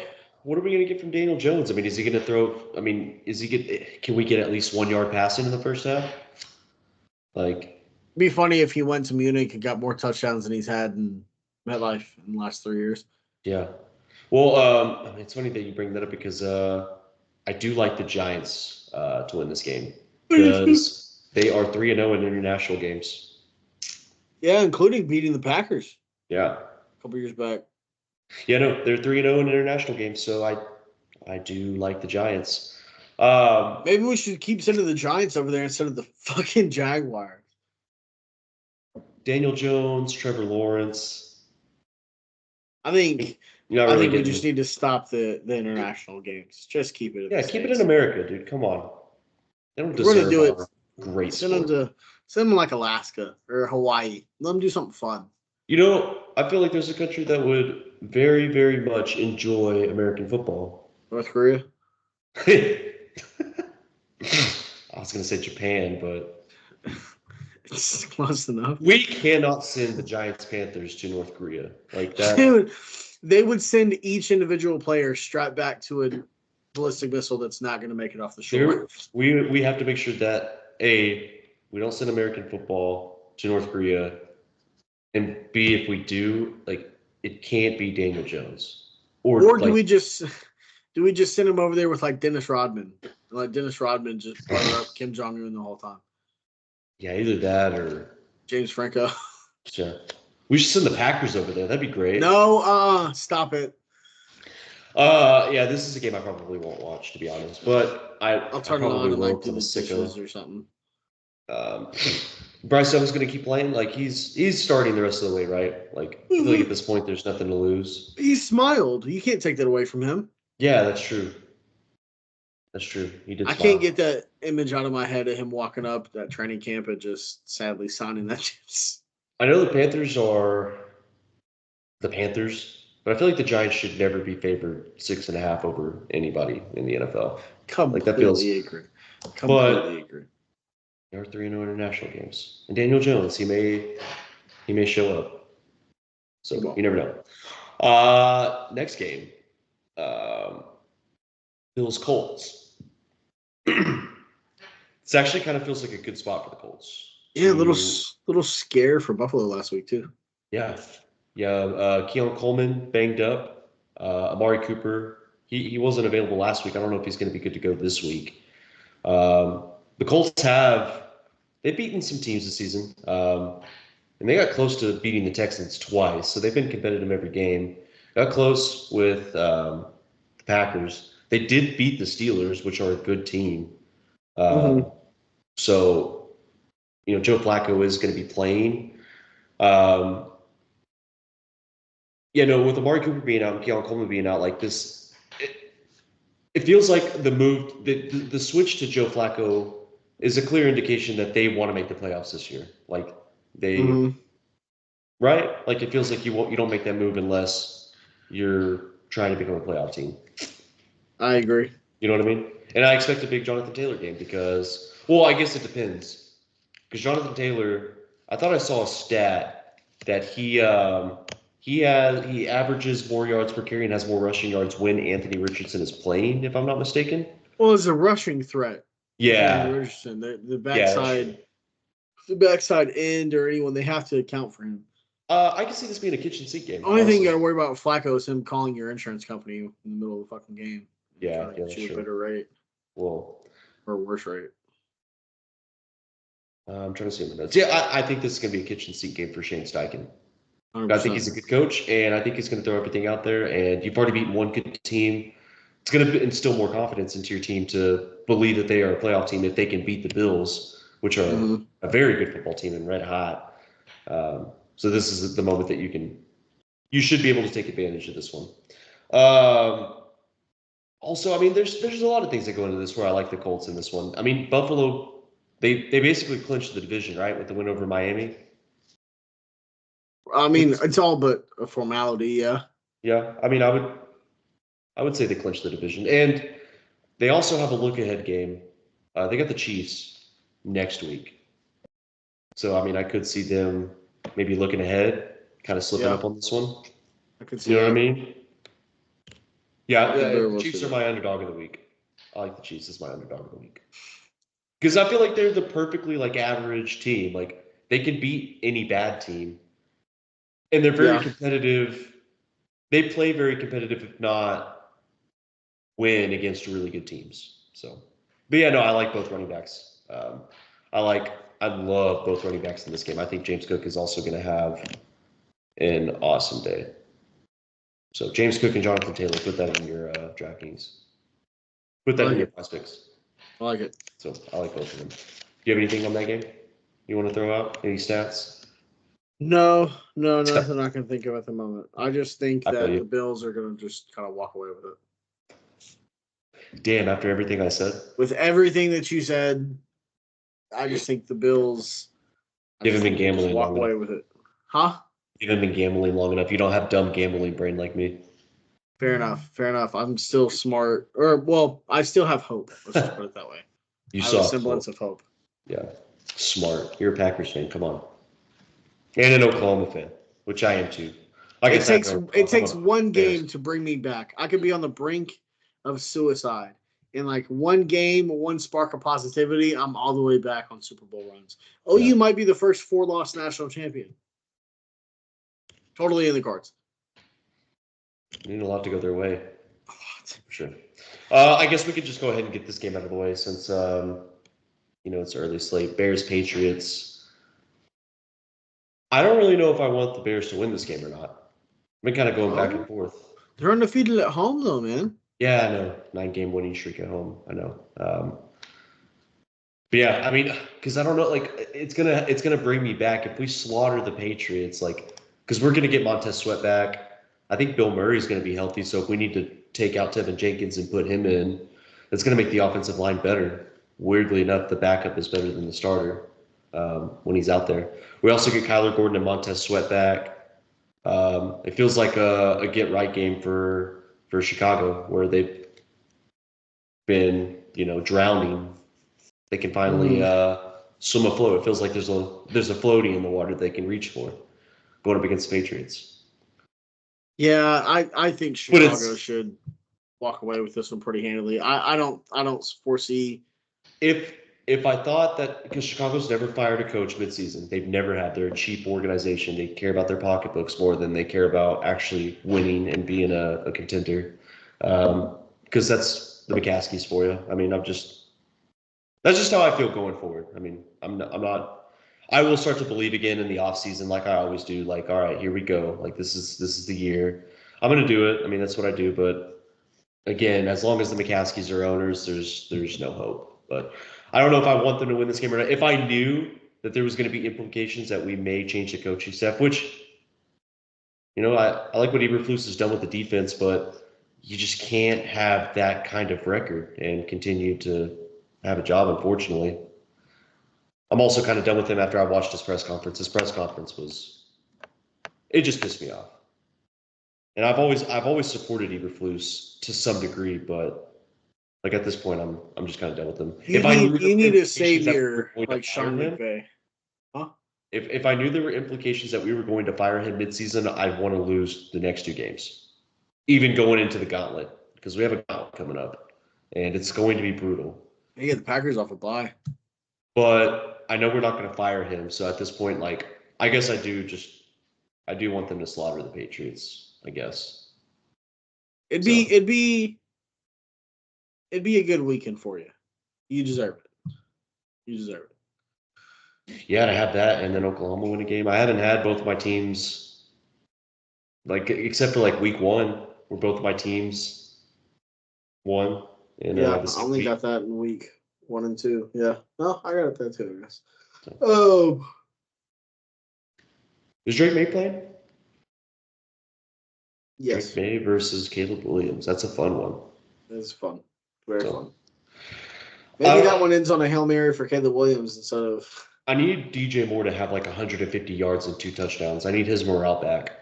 What's up with him? Did he tweak his ankle? I heard something about that. Is that the reason he walked off the field? Yeah, that's what he said in his press conference. He was basically like, yeah, I got hurt on the play, and I was also out of bounds, so I couldn't reestablish. Yeah. And then they asked about if Coach Eberflus was losing the locker room, and he basically was like, I don't want to say that, which is totally what he wants to say. Which is totally, yeah. So, I mean, it's NFL speak for we're fucked. It's fucked. Everything's fucked. Yeah, I know. And it sucks because we have such a good roster and it's going to waste. That's how it goes. That's how life as a Bears fan goes. That's the way the cookie That's the way the cookie crumbles in the NFL. Yeah. You either win it all or it goes to waste. Yeah, it's basically just like projectile diarrhea. You miss the fucking bowl and you just get it all over the seat. That's what these past 2 games have felt like. But maybe we can build some confidence. Maybe we can still beat the Packers at home. We're not going to beat them in Lambeau. With this team, I've already established that we're not going to be able to beat them in Lambeau. We may be able to beat them at home. Maybe it's a confidence boost. Maybe we somehow win that game. Maybe we beat the Vikings at home too. We're going to lose at home, man. Keep that winning streak going. Yeah. But then we got to play the 49ers in San Francisco. This is around the time where they start fucking going crazy. Yeah, it's just not this year. We're not a playoff team, unfortunately. We're not a playoff team. What do you mean not this year for the 49ers? We'll talk about them. We'll talk about them coming up. There was some pretty big news. For the Niners. Yeah. That's true. But yeah, we'll talk about them coming up. Yeah, I don't know. We'll see how this game goes. I guess I'm hoping for a win. I want to win because I want to have a good weekend. So yeah, I'm all in on the Bears having a win. But they can't just win. They got to win by more than 10. Okay. So I need that Chicago -6 to cover easy. Fair enough. Next game. Broncos cheat. What? This is my segment, bro. All right, my bad. But you were right. I was going to go to that game. Broncos Chiefs. Broncos Chiefs. I don't know. I feel like this is kind of a game where you're never as bad as you are the week prior. They got their asses whooped by a Ravens team that had just lost. They had a very tough loss to the Browns. So Ravens took it out on the Broncos, and it's a divisional matchup. I don't know. My dumb gambling brain kind of loves the Broncos in this one. And I know the Chiefs are undefeated, but I want to take the Broncos to cover. This is just where I am this week. I love all the sick games. But go ahead. What were you going to say? No, I'm just I don't want to spoil any picks. I don't want to give nothing away. So because we got a segment for that. But I do agree. I stopped my dick pics. I sickly think that the Broncos can quietly cover in this game. Well, I mean, yeah, the Chiefs. I think the Broncos' defense is very legit. There's also kind of an interesting stat, but the Chiefs have a plus 56 point differential, which is they have a plus 56 point differential through 8 games as an undefeated team. Which is the lowest in history. So yeah, they've had some. Yeah, they haven't looked great, but they're 8-0, and they have a head coach in Andy Reid and Patrick Mahomes. So there's that. Also, a pretty interesting stat that I found from fnfantasy.com. I have it written down, but maybe I should. I think I screenshotted it because. Yeah, from ftnfantasy.com. There are 25 teams since 1979 that started the season 8-0. Wait, that's not okay. Yeah, so the Chiefs rank 18th all time out of 25 teams going back to 1979 that started the season 8-0 in DVOA. So they ranked 18th out of 25 teams all time, being an 8-0 team, 18th in DVOA. I had to look up what DVOA was. DVOA is it's basically a statistic that measures a team's success, their defensive success, by comparing each play to the league average. So DVOA considers many variables. It includes the down, the distance, location on the field, score gap, the quarter in the game, and the quality of the opponent. It calculates how much more or less successful a team is compared to the league average for each play, which seems kind of right because their defense, it has been good, but they've also had some points scored on them. So it feels like they've been kind of like a middle of the pack DVOA team. It feels like if you took all the undefeated teams through week 8, they've been kind of middle of the pack. Yeah. Right? Because there have been some good undefeated teams through 8 or 9 weeks in the past. Like that Steelers team before they collapsed, that 12-0 Steelers team. They were really fraudulent. They were good, but it still felt fraudulent, you know? It never felt fraudulent to me until they went 11-0. When they went 11-0, then it was like, okay, now that it feels like they're like Big Ben's looking old. Are you sure that team felt fraudulent? I mean, they beat some really fucking good teams. Maybe history is just doing me wrong there. Like revisionist history? Yeah. There definitely was a moment, many moments during that whole thing where it's like, how do they keep winning? Like it was. Yeah, I felt like once they went 11-0, because the first 10 games, it was like, yeah, this is just a good football team. And then after that, you can kind of start seeing the writing on the wall. But yeah, no, like, I feel like this may be, I mean, it's a divisional game. Their defense, the Broncos defense always plays the Chiefs very well. Yeah. At least they did last year. They won last year. They beat the Chiefs once last year. Yeah. Defense played awesome. But yeah, no, just my dumb gambling brain again. So I like the Broncos. But, I mean, does this feel like a Bo Nix game? Bo Nix goes off? It could be. It could be. I had to throw him into the starting lineup in fantasy, so probably not. I'll probably ruin it for everybody. It would be such a Bo Nix thing to eclipse all Bo Nix things if they handed Kansas City their first loss. It'd be hilarious. Right? He's so fucking funny. I'm all for it. Yeah. The Packers are on a bye week this week. It's just like college football, though you season being dead. I just want chaos. Yeah. I want to sit down and watch Red Zone for 7 hours and just lose my mind. Yeah. I'm going to have 2 TVs. I'm going to have 3 TVs.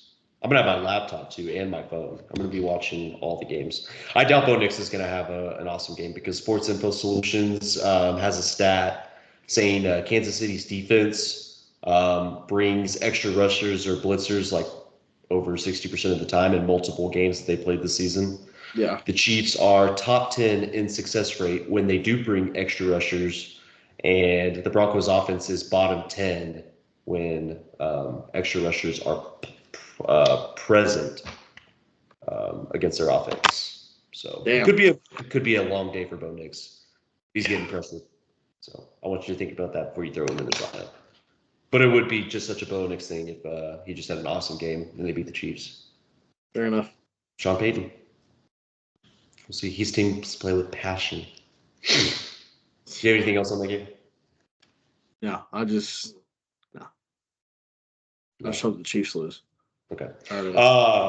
Next game. 49ers Bucks. I have a question for you. Mm-hmm. Is Christian McCaffrey playing? Is he back? He might play.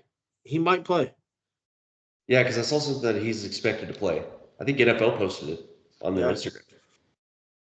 So there was like talks of him not playing the rest of the season. His injury, with that injury. But here's the thing: do we get 100% Christian McCaffrey? Well, I think 60% Christian McCaffrey is better than no Christian McCaffrey. That is true. So that is true. What do you think about that? I I like the Bucs, and I want to believe in them so bad because I would love to see Baker finally get a win over the 49ers. It would bring joy to me, but anybody beating the 49ers makes me smile. So yeah, because you can't do it, unfortunately. Correct. Sorry, pal. That's rough. But yeah, no, could I be want to worse. believe. I could be a Bears fan. Before I get into my deep dive on this game, like, do you have any thoughts? Didn't think so. Okay. Yeah. No, I'm just kidding. Go ahead. The Buccaneers, their offense inspired me a lot after last week. I just feel like I don't know that their offensive line is going to hold up against the front seven for the 49ers. But if they do, Baker has been on one. It's ridiculous that he's not in MVP talks. This is not even any Baker homerism. He's leading the league in touchdowns. He's super efficient with the ball. Yeah, he's throwing picks, but it's Baker's game. Gunslinger. And I know they're 4-5, but like, fuck, man. 2 of their losses were overtime games where he willed the team to overtime and didn't get the ball. Yeah. And so I think that like it feels like you need like Oklahoma, Baker Mayfield, and Sterling Shepard if they're going to win this game. But they have Cade Otton. Yes. They do have Cade Otton. He's played well. Guess what the 49ers have? Yeah. So, yeah. Hard to get past I that don't guy. know. Baker, as much as I love Baker, if you're throwing prop bets out there, I'd take Baker over on interceptions. He's going to throw one in this game. Well, yeah. He's probably going to be the Fred Warner. I would do the over on all of his stats. Yards. Give me yards, touchdowns, pass. Would you do the over on Zins? I know the NFL tried to ban him from doing it, but yeah, I didn't realize that was a performance enhancing drug, but I guess maybe. Yeah, I think I'm going to take the 49ers to win this one because 49ers off a bye. Yeah. One of the best teams in football history. They're usually this is the spot the 49ers want to be in because this is usually how it goes. Like the 49ers are either sub 500, they are sub 500, and then the bye week happens, and then they become, they win 10 of those next games, and they end up going to the playoffs and the Super Bowl. So I know you said that the same old Niners. Yeah, you said this isn't the same old Niners a little earlier, but I'm this is the perfect spot. They're a 500 team, and they're coming off a bye where they're like an 800 team after a bye. So they just this is Kyle Shanahan. He is so much better at the end of the season. This is what he does. I want Tampa Bay to win. I want Baker to win. They're gonna have to play very, very, very well in order to win this game. You need the young guys to step up, like Jalen McMillan. You need Palmer to step up. You need those guys to step up if you're gonna win. But yeah, over the course of Shanahan's career as a head coach, they're fantastic after a bye week. But here's another fun stat. Kyle Shanahan is 4-3, game 1 after a bye week. So there's he's had 3 losses. So if you want to have some motivation to bet the Buccaneers to win this game, I think 6.5 is kind of aggressive though. Yeah. That seems about. I don't know. 49ers at home off a bye, they're getting healthier too. Yeah, unhealthy Bucks. It seems pretty fair. Yeah, I love that over. That over seems kind of 50.5. Yeah, that 100%. Seems low. Bucks. That's all they do is score points, and they get points scored on them. Yeah. So the defense, Todd Bowles needs to figure that out. Next game, Falcons and Saints. Dennis Allen gone. Tell me what you think of this game. Falcons should just blow them out of the water. 3.5, my opinion, is way. That's an easy pick. You're not even excited for this game? No. You're not in the least bit excited. Why would I be? Because the Saints fired their head coach, and your sicko gambling brain thinks that the Saints are going to come out and put on a show. Interim head. Well, yeah, that's one interim head coach. I always bet the interim head coach game 1. Fair enough. After a coach gets fired. Did you not see who they promoted? Darren Rizzi. Oh shit! That's his name. Darren Rizzi, yeah. Oh fuck! You didn't watch his. Am I the sicko here? Am I the one that watches the media availability and Hey, I've been busy. All right. I've been applying for grad school, motherfucker. You need to. I'm the football guy. I forget that I'm the football guy here. It's fine. Okay.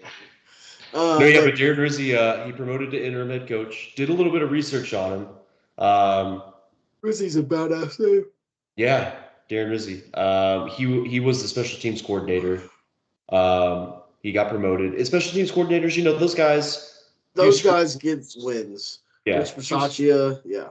Yeah, Fuse Cruz, Shane Beamer, those guys. John Harbaugh. John Harbaugh's another one. So I think he's going to rally the troops. I watched his media availability, his press conference. I like him. I like a coach with a few screws loose. He was a disciple of Dan Campbell at Miami when Miami had Dan Campbell as the OC, and the special teams coordinators there. He was the special teams coordinator there. So I guess they have a good relationship. He seems like the kind of guy that can rally a team. So seems like a football guy, and I like that. So kind of like the Saints. Also, something very interesting. I got something for you that he had talked about the media availability. He quoted that they installed an activation period for practice and in game. So they now have what's called an activation period. You know what that is? What's that? It's warm-ups. They do warm-ups now before practice and before games. So now they stretch. They didn't do that before? I guess not. I mean, I guess Dennis Allen wasn't a sports science kind of guy. I don't know. That's just what he said. He said that they now have an activation period that they installed. So very curious. Very curious. That raises a lot of questions for me. Yeah, I mean, you would hope that they have a little bit of sports science on the team. But I mean, Dennis Allen, maybe he knew something. Maybe he knew something with not having the players stretch and warm up before games. Clearly, he knew how to go 2-7. Yeah, it's not like they're banged up or anything. So yeah, no, not at all. I think Chris Olave is out for this one again, surprisingly. But yeah, I think they may be. I hate that for him. Back. Yeah, they may be getting the right guard back. He also mentioned in the press conference, he said, I can't promise a lot of things, but I can promise you will see my team play with fight and passion, which I love that. I absolutely love that. I'm getting drawn to this guy. I'm kind of drawn to the Saints. There's so many factors in play. All right. Activation period. I like that. He's a disciple of Dan Campbell. He's got a good relationship with him. He's talked with him. So does that mean the Saints can turn around, win their last 8 games, make it into the playoffs, and make a run? Special teams coordinator. I'm not saying that. I'm saying for this game specifically. Oh, okay. Interim head coach. Come on, we bet on interim head coaches. That's what we do. We do. I mean, you don't. Maybe I do. He's also Italian. I mean, come on, that's like the icing on the cake. Yeah. He's Italian. That's the frosting in the cannoli. That's what it is. Yeah. That's the Parmesan on the pasta. There you go. So, I'm being more drawn to the Saints this weekend. The more I think about it, but the Falcons are still like a really good football team, though. So, but the Drake London injury is significant to me. So you're going to need. I think they're going to be able to do whatever they want for most of the game, but I can see the Saints having some fight. I can see them scoring some points, installing some stuff.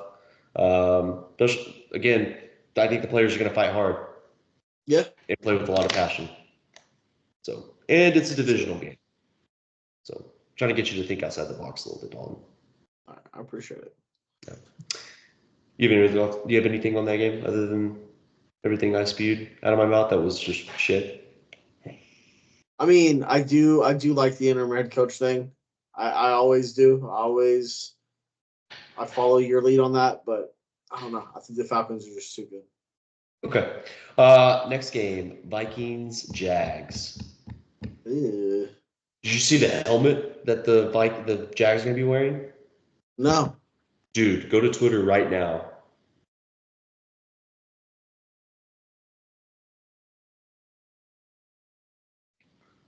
Or go to Google and just look up Jacksonville versus Minnesota uniforms. Oh, the white helmet? Yeah.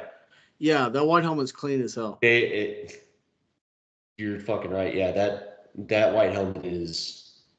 I absolutely love that white helmet. And it makes me want to bet the Jags clear just solely on that helmet. I mean, that's why I wonder what they're gonna wear. I wonder what they're gonna wear with that. I feel like you have to go all black. It looked like they're going white, black, white. Shouldn't they go like black jersey, white pants? That's what it looked like.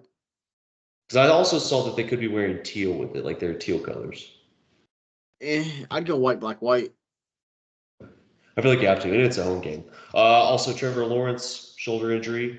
Mac Jones. Yeah, let's say, is Mac Jones starting in this? Or is we're gonna get Mac Jones. Is he the spark? We're gonna get Mac Jones versus Sam Darnold. Who thought we'd be here right now? It's the AFC East game from like fucking 3 years ago. Yeah. I just hope for old time's sakes we get Mac Jones dumb interception. That'd be awesome. That'd be hilarious. Because this game's probably the Vikings are just a really fucking good team, and I think they're gonna run away with this one. Even though I love those Jags helmets, if it's gonna be the Vikings just crushing the Jags, I hope we get just an awesome Mac Jones moment. Whether it's like the best touchdown you ever seen, followed by the a Mac Jones interception that you've ever seen. I want to see a Mac Jones scrambling for his life and then a fumble just turn into just pure chaos. Give it all. I'll take it all. But the Jags, I mean, they had a chance to beat the Eagles, so I mean, maybe they're kind of finding something. But yeah, I don't know. The Vikings, Sam Darnold's just different this year. Did you see what Doug Peterson said when they were asking him about Sam Darnold? No. Yeah, they were asking him how has Sam Darnold been able to turn around this year and basically have like a resurgence, and he was just like Justin Jefferson. That's all he said was Justin Jefferson. I mean, fair enough. I know, right? That's a shot at Sam fair Darnold. Statement. Like, it's kind of mean, but he's not wrong. But yeah, I don't know. He's not wrong, but I don't know. It's more than just that. Come on, it's Kevin O'Connell. He's done a great job. He's got Jordan Addison. He's got good weapons, and he's got a good offensive line. Goodish. Yeah. No, Sam Darnold. Yeah, no, he's got Jonesy. Oh, yeah. Jones. Yeah, you're right. I love Aaron Jones this weekend.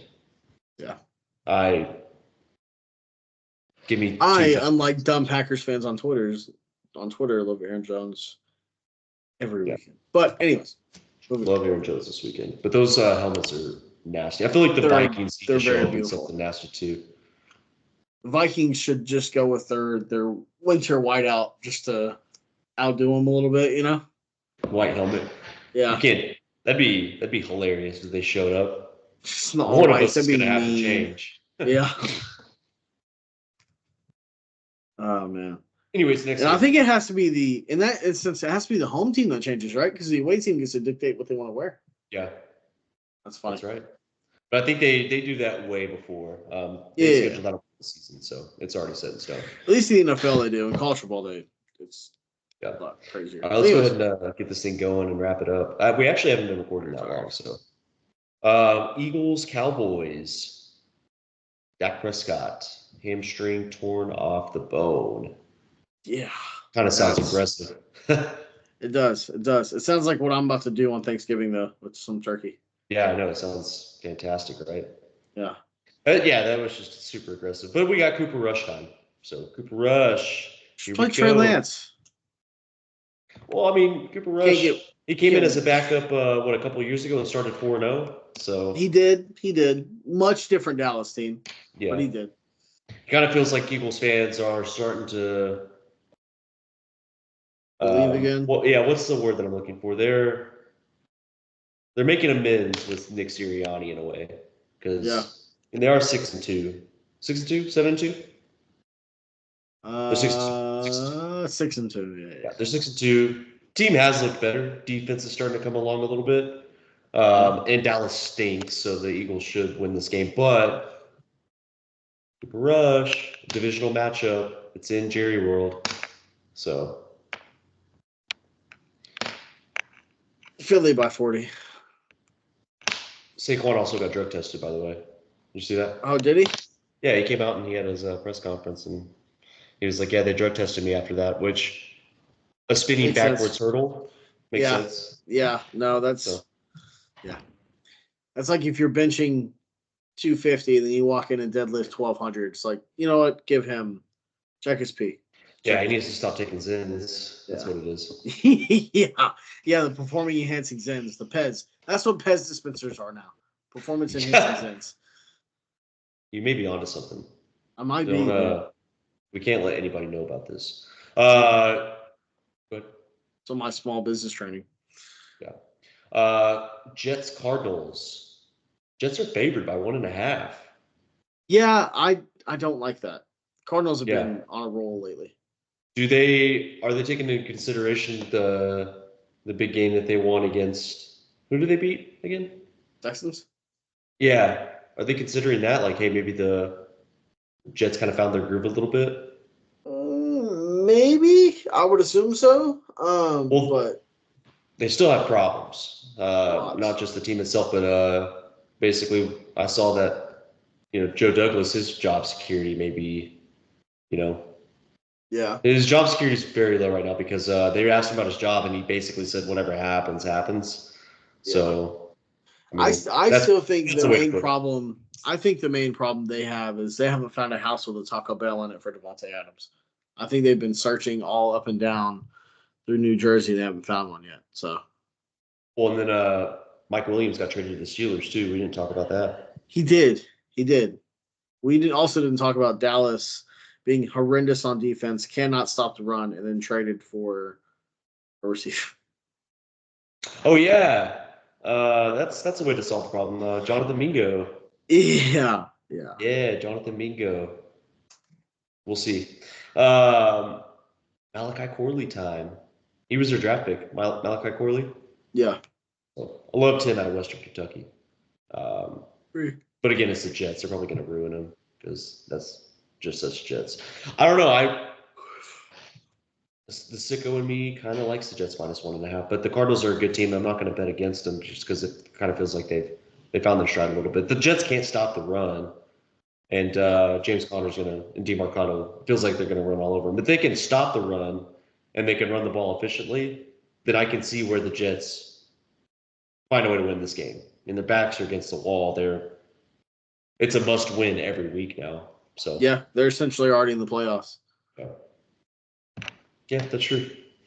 Do you want the Jets to win this game for Aaron Rodgers? Because your back is kind of against the wall. You got to pick between Aaron Rodgers and Kyler Murray. Yeah. Oh. Kind of like Kyler Murray, man. Kind of like Kyler in this one. Would you rather Kyler Murray win or would you rather Aaron Rodgers win? Kyler Murray. Kyler Murray? Why is that? I had my fun with Aaron. I had 17 years, 18 years of it. Well, you had your fun with Kyler too. He's not going to do you anymore. Yeah, but Kyler's still balling out, dude. Aaron won you a Super Bowl. Kyler won me a Heisman. Yeah, and he also won you that national championship, right? When he beat Bama. Yep. That's exactly what happened. Yep. That's how I remember that. So, said right here on the podcast, you hate Aaron Rodgers. No. You're no longer a fan of Aaron Rodgers. No. Well, but no. But I will say this. I love Aaron Rodgers to death. I will die for that man. I will take ayahuasca for that man. I was always a bigger Brett Favre fan than an Aaron Rodgers fan. However, were you old enough to remember? Yeah, dude. Okay. Yeah. I got the tail end of Brett, and that's what I came up on. I used to watch Brett Favre highlights all the fucking time. As soon as YouTube became a thing, all I did was watch Brett Favre highlights. Yeah, he was nasty. Still He also played for the Jets at one point. Aaron's going to end his career for the Vikings. He's going to follow the path. Kill myself. Yeah. Last game, Lions-Texans. Lions are the best team in the NFL. It's not even. I mean, it is close between them and the Ravens and the Chiefs. I mean, the Chiefs are the best team in the NFL. You got to be the best. You got to beat the best. But they are essentially like an unstoppable team. The Texans have the yips on offense. Their offensive line's banged up. Stephon Diggs out. Nico Collins is banged up. I kind of like the Texans, and I'm going to be nasty, and I'm going to pick them. Here's because they this. get Nico Collins back. What breaks first? Texans 4-0 at home. Heinz 4-0 on the road. Good one. Doesn't it feel like if any defense is going to stop this Lions defense, it's going to be a good one? Fair. Well, the Vikings defense is better than the Texans defense. That is true. I'm going to continue to say it week in and week out. I fucking hate that Dan Campbell. So this is going to be like a thing that you do every time? Every time, I like dude. it. I fucking hate it. But I'm picking the Lions. You got to prove to me you can beat them. I know they've lost, but you got to prove to me they can lose. I think this could be a get right game. Well, is Nico Collins coming back? He's on IR still, but they announcing he could come back. Yeah, I saw a tweet about it earlier. And if he does come back, that's a massive swing for me because I want to already take the Texans. You know what? I'm not going to be dumb. I'm not going to be stupid because this is my dumb gambling brain. I'm already taking enough stupid games this week that I'm going to come back on Monday and I'm going to look really stupid. I'm going to take the Lions. I'm going to be smart. This will be my smart pick. Okay. I saw a Nico Collins update a few minutes ago. Hold on.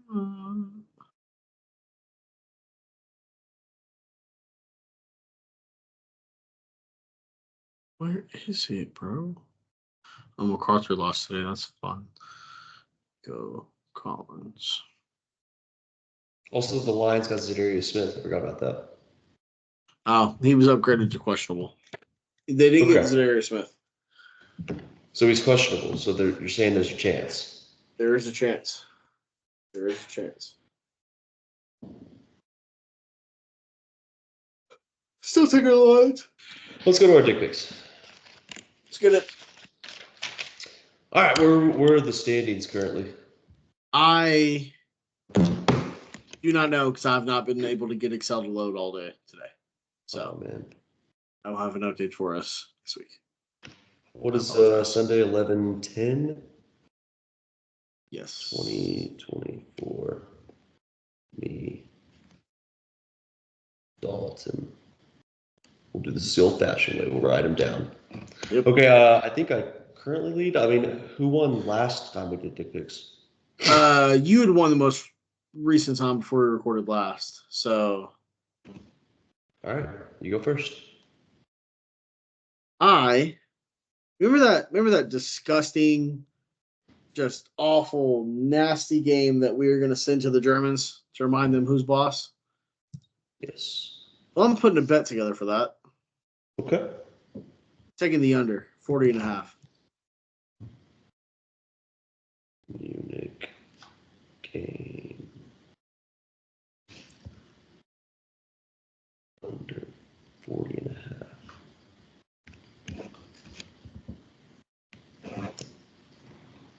Okay. What you got?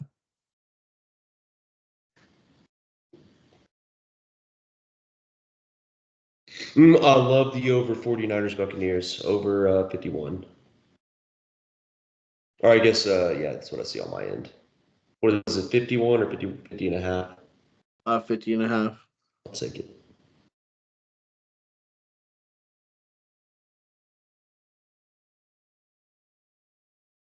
All right, for my next one, I'm taking the Lions to cover -3.5 against the Texans. Oh, you know what we didn't talk about? Titans Chargers. Oh shit. Yeah, we didn't. I mean, is there much to talk about? Well, that's fine. What did you take? Lions cover -3.5 against Houston.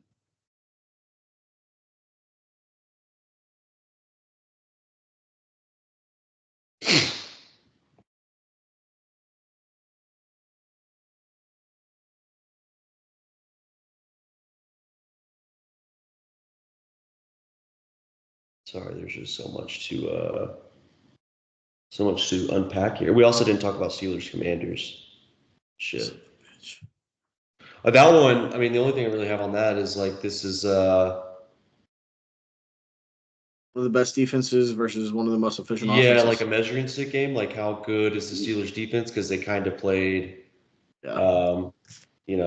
Let's take a look. They played Aaron Rodgers, Daniel Jones, the Raiders, a banged up Justin Herbert, Bo Nix, and basically Kirk Cousins. His first game back after a really, really bad injury. And that was absolute just wagon of a schedule. That's just a gauntlet. Well, and the Commanders, their offense has their best game that they or the best team that they beat was the Bears. They only scored 18 points, and they had to do it on a fluke Hail Mary. You think the Bears are better than the Cardinals on defense? Oh, I guess I think at the time they were. I think at the time, like the Cardinals defense started coming alive after, because they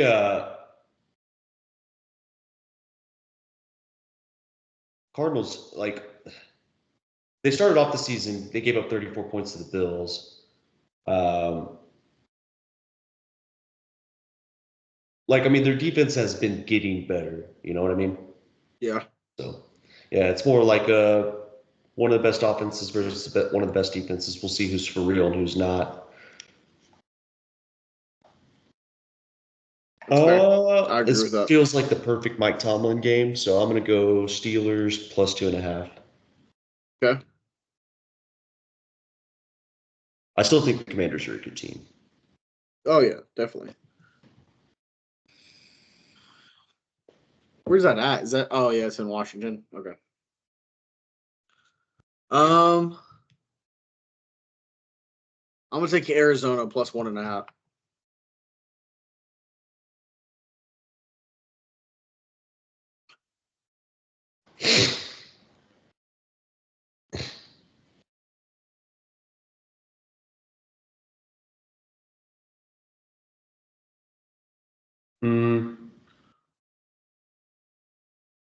I'm going to take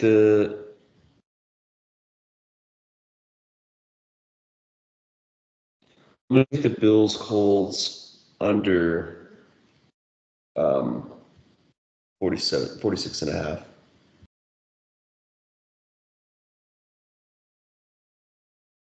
Okay. I am going to take Denver to cover plus 8 against Kansas City.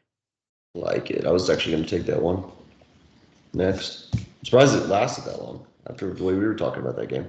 Yeah, I know. I wasn't completely sold on it. The more I thought about it, the more I've. Plus what? Liked it. 8.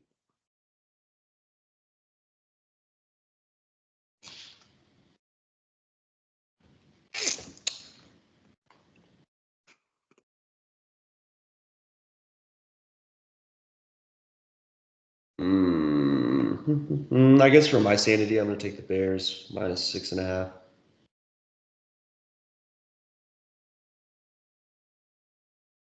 They've been good when I bet on them, so. Fair. Sort of. Actually, I don't think they've been good. I bet them to 1.5 over the Colts, which wasn't good. For my final one, I was going back and forth on which one I wanted to go. So the Chargers and the Titans game, I'm not sure. I was thinking either the spread or the total. I think I'm going to take the over at 38.5 in that game. And that is solely based on the fact that I think the Chargers could hit that by themselves.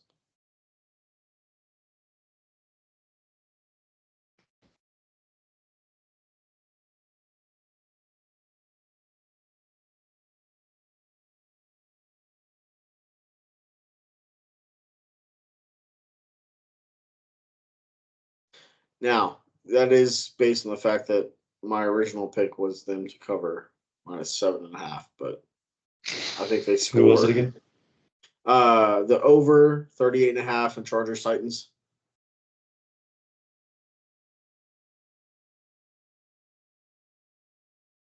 But like I said, I think the Chargers could almost do that on their own. Huh?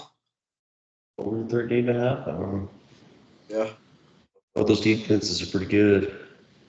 Yeah, but I think the Chargers could. I don't know. It was that or the spread. I was picking that game no matter what, but it was either that or the Chargers to cover 7.5. But I feel more confident. I think the Chargers getting some things going on offense. Ladd McConkey's some fucking beast.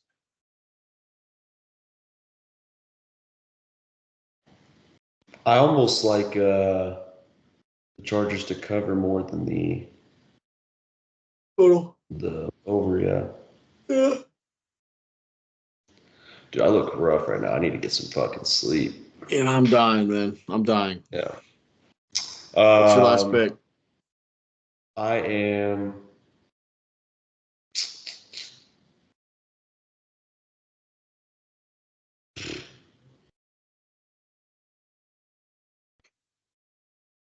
I don't know if I feel confident, but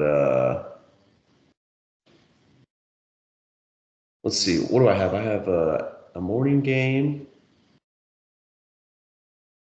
and then I have another. Do I have all morning games? You do have all morning games. I need an afternoon game. Take the Eagles to cover 7 against the Cowboys. I really don't want to watch that one as much. And nobody does.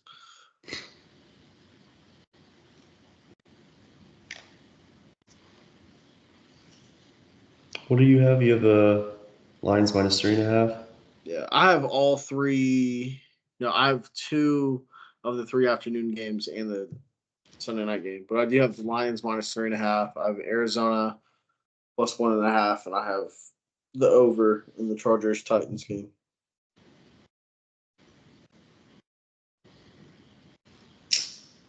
Let me check something real quick.